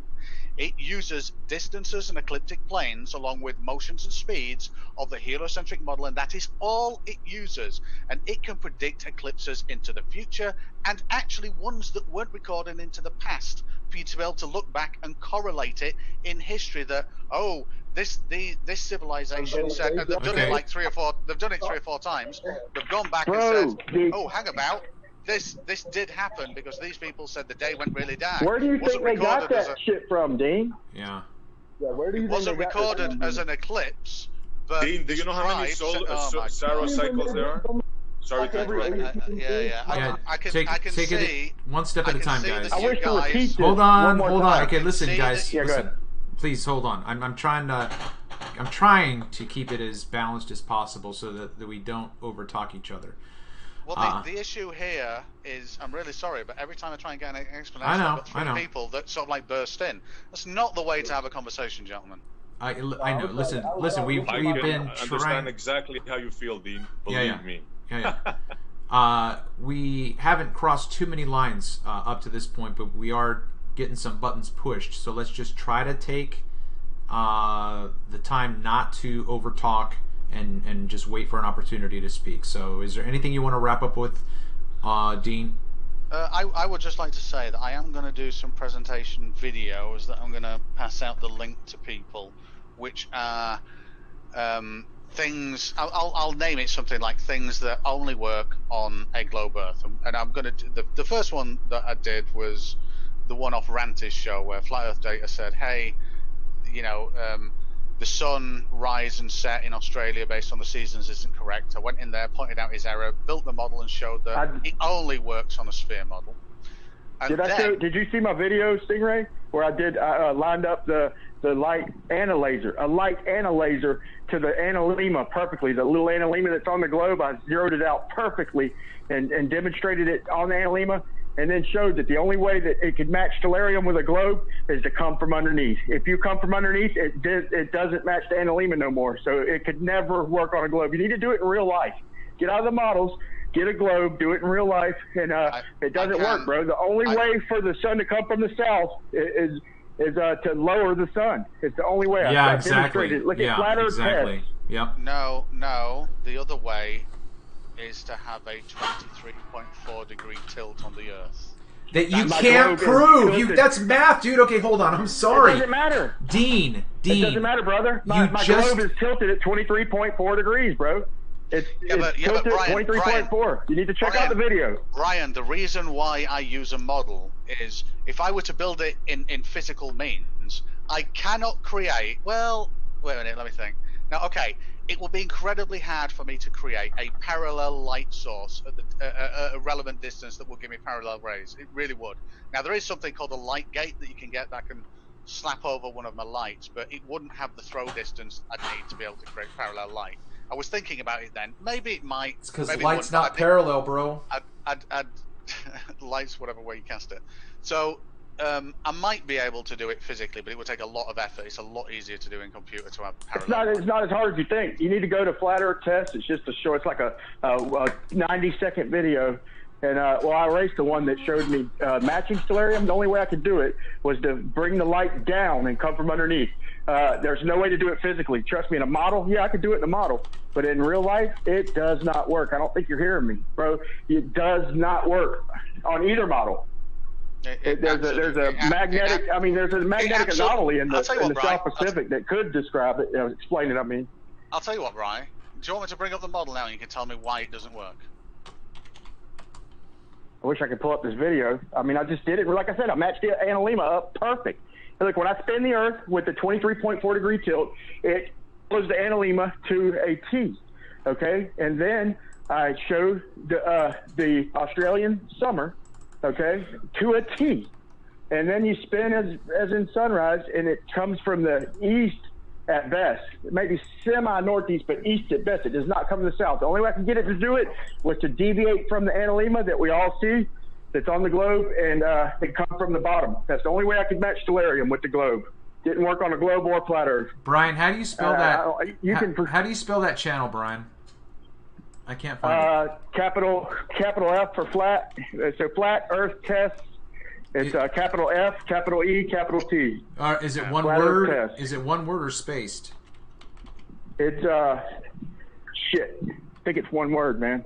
Okay, that's what's probably the wrong problem. Okay. Travis, you've still not found out how to enable screen sharing, have you? Oh no! I have you. I didn't know you were trying to. Are you trying to screen share? Yeah, it says host disabled attendee screen sharing. Okay, hold on. I remember something happened. I figured how to do this. Nice. I got it. One participant, multiple participants. I think. Did that work for you? Oh yes, well done. Well Thank you. done. Thanks. So yeah, Brian, what we've got here is Australian Australian winter, an Australian summer, but northern hemisphere winter and northern, you get the idea. And then this is the 23-degree tilt of a globe. This is a central sun that is casting parallel light rays away because it's so far away. I've got it close so that we can visualize it, but I tell this light to be a sun, which only ever casts rays in the direction of that vector there that you can see. And that's it. So it's a good way to do it. And then I attached a camera to Australia. I can't do the accent. You didn't. I know. It's just so small here. So just really quickly. So this camera is looking at Australia, and I've got a peg in Australia that shows us where the relative sun direction is and the shadow direction. And we can see that in Australian winter, if I progress this round in an orbit, here we go. That's Australian winter now. Now all I need to do. Hey, real quick, Travis. Yeah. There's a space in between flat Earth and there's a space. It's capital F, E, and T, but there is a space in between them. Okay. So here we can see that the sun would be in this direction. Don't forget, north is up in this camera. We can see that the sun would be in the opposing direction to the shadow. But when I start rotating it around for a day, we'd see that sunset is over here. So the Terminator line's coming around, and the sun is over here, and that matches reality and that thing that FlatterDay was using. I forget what it was. Sun. But I understand the model. It just doesn't work in real life. Yeah. So sun bigger than the Earth. So what happens here? Wait a minute. Just give me 2 seconds, and then you can ask me any questions. When I go round to the other side and keep that 23 or 20. Well, what is it? Whatever the axial tilt is, the 23.4. 23.4. But if you do that, it won't line up with the analemma, bro. I'm telling you, dude. I done tried it 100 different ways. So wait a minute. It does not line up with the analemma to get if you get me information on that, Brian, I'll have a look on this and we'll see. And if it doesn't, I'll be shocked. And then here we can see that the sun is south of east. And when we go through a day cycle, we see that the sun here is south of east here, south of west at the other. And we can see that, and this is in Australian summer. So this is what we experience. Now I've seen your model, bro. That's what made me test it, bro. I seen your model, and I was like, man, I got to test this myself, man, because I'm not sure who to believe, Data or Dean. And I tried it. It just didn't work, bro. Just look at that 90-second video, bro. I mean, an omnidirectional light here. If I change this to be an omnidirectional light, it won't work. I used a light and a laser. I got them both at the same time, bro. So you didn't use that excuse. Wait a minute. So if I change this to be an omnidirectional light, it won't work. The only way that this is working for me right now is if this light casts parallel rays. And the only way that I can do that is actually to call it. That's why I used a laser and a LED. I used them both. But anyway, that's it. Now there is no. Why is the sun so small, Dean? Sorry, say again. Why is the sun so small? Why isn't the sun way larger than the Earth? Because this is for demonstration purposes. If I made the sun the actual size that it would be bigger than the screen right now. Perfect. We really don't we're trying to look at the Earth, so it doesn't matter what the sun looks like. Yeah. So it's only for diagrammatical purposes. Can you gauge that thing up so it's at least bigger than the Earth? Make it 2 or 3 times larger than the Earth. Well, as big as what we believe it is, but at least make it larger than the Earth. Don't make it a little dot. What, for diagrammatical purposes? No, don't make it larger. When the sun reaches the moon, it's just the size as the moon. Exactly, and let me say one more thing. The only thing that can explain that, because it doesn't work on either model, the only thing that can explain it is the magnetic anomaly, the South Pacific magnetic anomaly. It does work. I've not got it not to work. It works perfectly 100% of the time, all the time. I will give people, if anybody wants this file, just send me an email, dwcelo@gmail.com. I will reply with this model. You can show me how it doesn't work.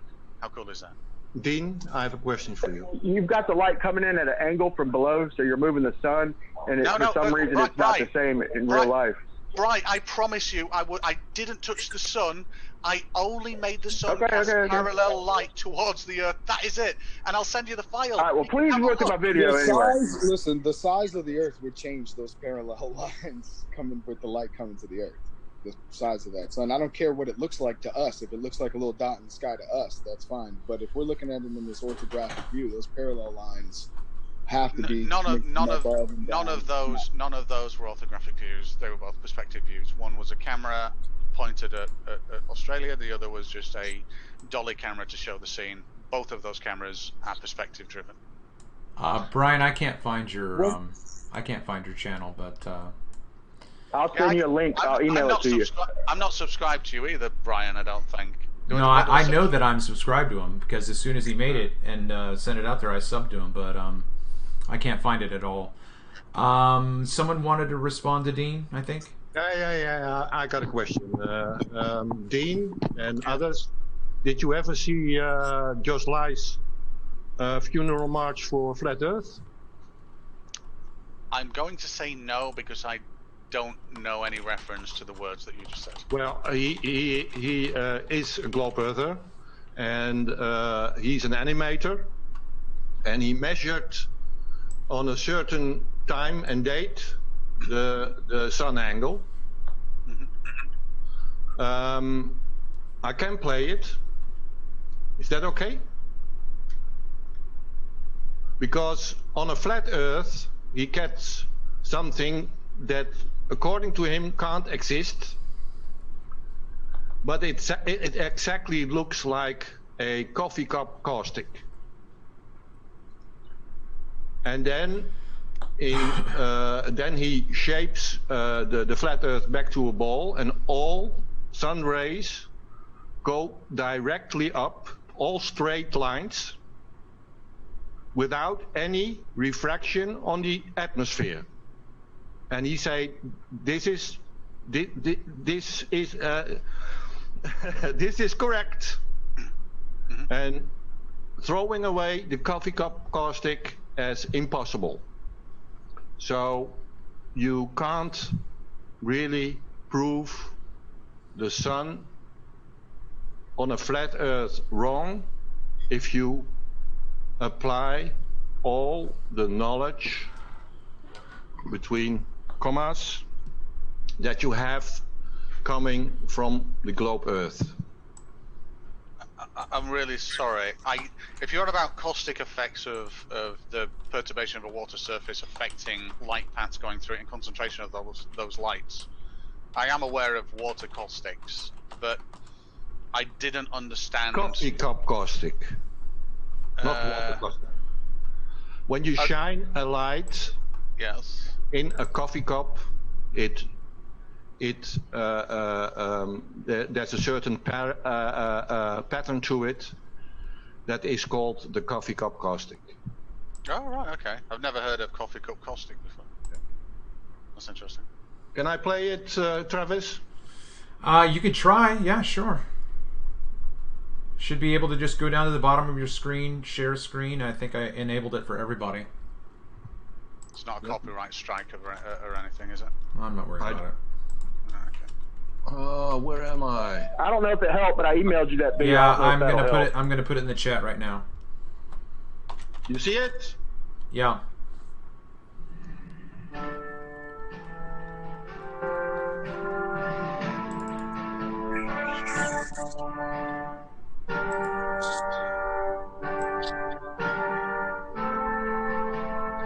Oh, mute it.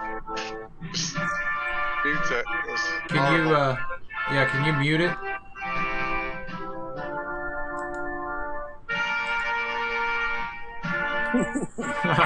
Alexander, can you mute it? Oh, maybe I can. I don't know. There we go. Oh, thank God. That was really terrible. The music. Yeah. He made a funeral march of it, yeah.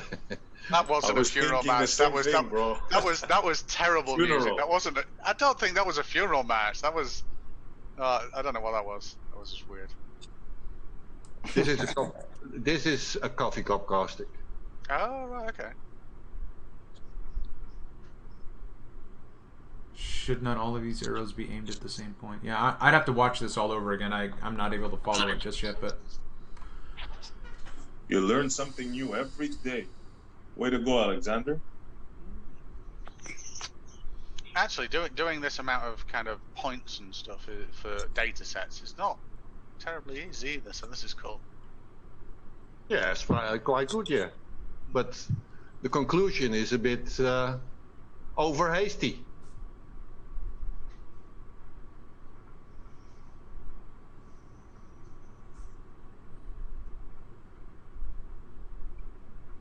Now he's going to form a ball of it.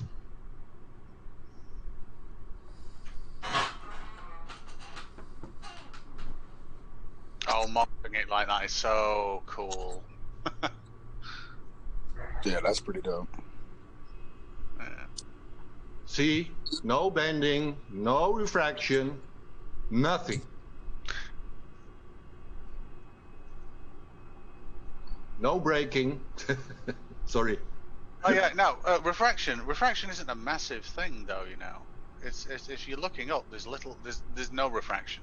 Yeah, on the surface there is an amazing amount, and on sure. I did like that. That was cool. Anyway, gentlemen, I really must go and do about 8 hours of work. Maybe stop screen sharing. Yeah, I know, right? I just saw what was going on. Yeah. I cannot stand. He gives me the creeps, that guy. I cannot stand. Hey, Dean, if I don't see you here later, I'll see you later. Here. Yeah. Who is that guy that gave you the creeps? That was Brian Vsauce. Talk about a magician. Yeah. All right, can you stop screen sharing, Alexander, please? Yeah, but I can't. Sorcerer. It's all sorcery. He's just another one of the word sorcerers. Never trust anybody with an eyebrow that can move like that. There you go. That's what my granny told me as well, SE. So, yep, you're spot on, mate. Yeah. There's something with Zoom going on. I leave. Okay. I leave. Right, anyway, All right. guys, I wish you have a very pleasant. I guess it's Saturday for everybody, so have a very pleasant Saturday. All right, thanks, Dean. See you, Dean. Later. Take care. Thanks, Dean. You have guts, bro. You're one of the few that joins the panels. Respect for that. Yeah, well, no, when Travis is streaming and I see that he's streaming, and if I'm not overwhelmed with work, I will always try and make an effort to jump in. But for the next, you won't see me on Jose as much. I'll probably jump in every now and then, but I just don't have time sometimes. So, but anyway, guys, have a good weekend. See you later. Later. Take care, bro. Yeah, see, I've got a quick question for you, mate. Sure. Or a big thank you. Well, you filmed Jupiter, and then I started looking at other people filming it. I think Travis did it as well and showed the moons. I've got it. Inspired Yeah. It inspired me to look out my window one night, and I actually got my camera to focus. It's quite strange, these bright lights in the sky kind of thing. I couldn't focus in properly, but I could actually see them intermittently, you know, because it was like automatic ISO on it, so it wasn't really resolving it, but it was quite interesting. So Yeah, you have a P900 as well, Ali, right? No. It's a 5. It's the Coolpix thing, but it's a 580 or 520 or something. Yeah. Oh, okay. Okay. It's only got a what is it? Like a 60 optic zoom on it. It's not like and then another 60 visual or something. It's still pretty good. I got a B700. All right, that's a B. That's it. It's a B, but but it's lower down from that. Yeah, it's okay, but it's quite annoying that I can't fiddle with the ISO and take time exposure pictures like that. I used to do. It's quite I used to do a lot of camping right on the west coast of Scotland, and at night time I had this camera, and I used to set it. It was Sony Cybershot, and it was like a 60 optical zoom on it. It was a little cracker, but I used to sit it in a rock and point into darkness up the loch, up towards the village. I never measured up to the village, and it would actually the pictures, when it would just keep the lens open. It would just keep the shutter open for a specific amount of time, take all the light in it could possibly take in, and then shut it off. And the pictures were coming back as if it was daylight. And I was thinking, well, maybe people should try doing that. Just point it in the direction that you think there's a bit of land, like 20 miles away or whatever, and just do an exposure shot, like a time lapse. Try not to have too many objects that are moving, and you'd be quite surprised how that might actually cut out the ether band. I don't know. It was just a thought kind of thing, because then it's taking light in constantly. And the longer you leave it open, whatever. It was just a thought. I've always wanted to, and now I bought a camera that can't do that. Ali, you know what I find strange, bro? Yeah, go on. With a simple P900, I was able to zoom in Saturn, which is 1.2 billion kilometers away. Yeah, man. Now that strikes me as a little off, bro. I do. I think they're in the vicinity, man. I don't think, I think they're a lot closer and a lot smaller than they actually than they are. If you see there's a video of Saturn occulted by the moon, and if you look at that, if you watch that Saturn come out behind the moon, you're like that. That's never what you just said there. 1.8 million. Yeah, and apparently, Ali, Saturn's rings are tidally locked with the Earth because they're always at that same damn fake-looking angle. Ah, right. Yeah, right. And see, that's funny because even I was going to mention something. Someone was going on about astrology earlier on, or someone was. I can't remember. Maybe it was another hangout. But the fact is, these guys, if you look at the science, they actually admit take selfies. Looking at your selfies. All these planets actually affect something on the Earth, kind of thing, just as the ancients used to say. There you go. Sorry, whoever was talking, I think that might have been Japheth. I put you on mute because there was some background noise. Man, that whole presentation Alexander did totally screwed up my setup on OBS. I'm trying to fix my setup, but all right, who we got still going here? SE's here, Ali's here. I think that's Japheth. Brian is here. Rob Keane. Yep, my bad. That's okay. No worries. Let me just do a quick shout out to everybody that I can see from the top down. I'm not going to scroll back through. Danny D's here. Smurfer Girl Whatevs. And I believe that she is going to be heading up our movie night tonight on my channel later on, 8 o'clock Eastern Standard Time, if I'm incorrect. Smurfer Girl Whatevs, let us know. Neil Williams is out there. Jellyman is out there. Joey Roca. Chee-hoo. Dank in the house. And there we go. Top to bottom. All right. If you guys are finished, if you want to give some final thoughts, I'm good to go. I wanted to try to work on some stuff, and we've been going for a couple of hours, so I think that I think we had a pretty good discussion going. You guys want to maybe go? I'm just going to go from the top down on my screen. SE, if you want to say your final thoughts. Yeah, sure.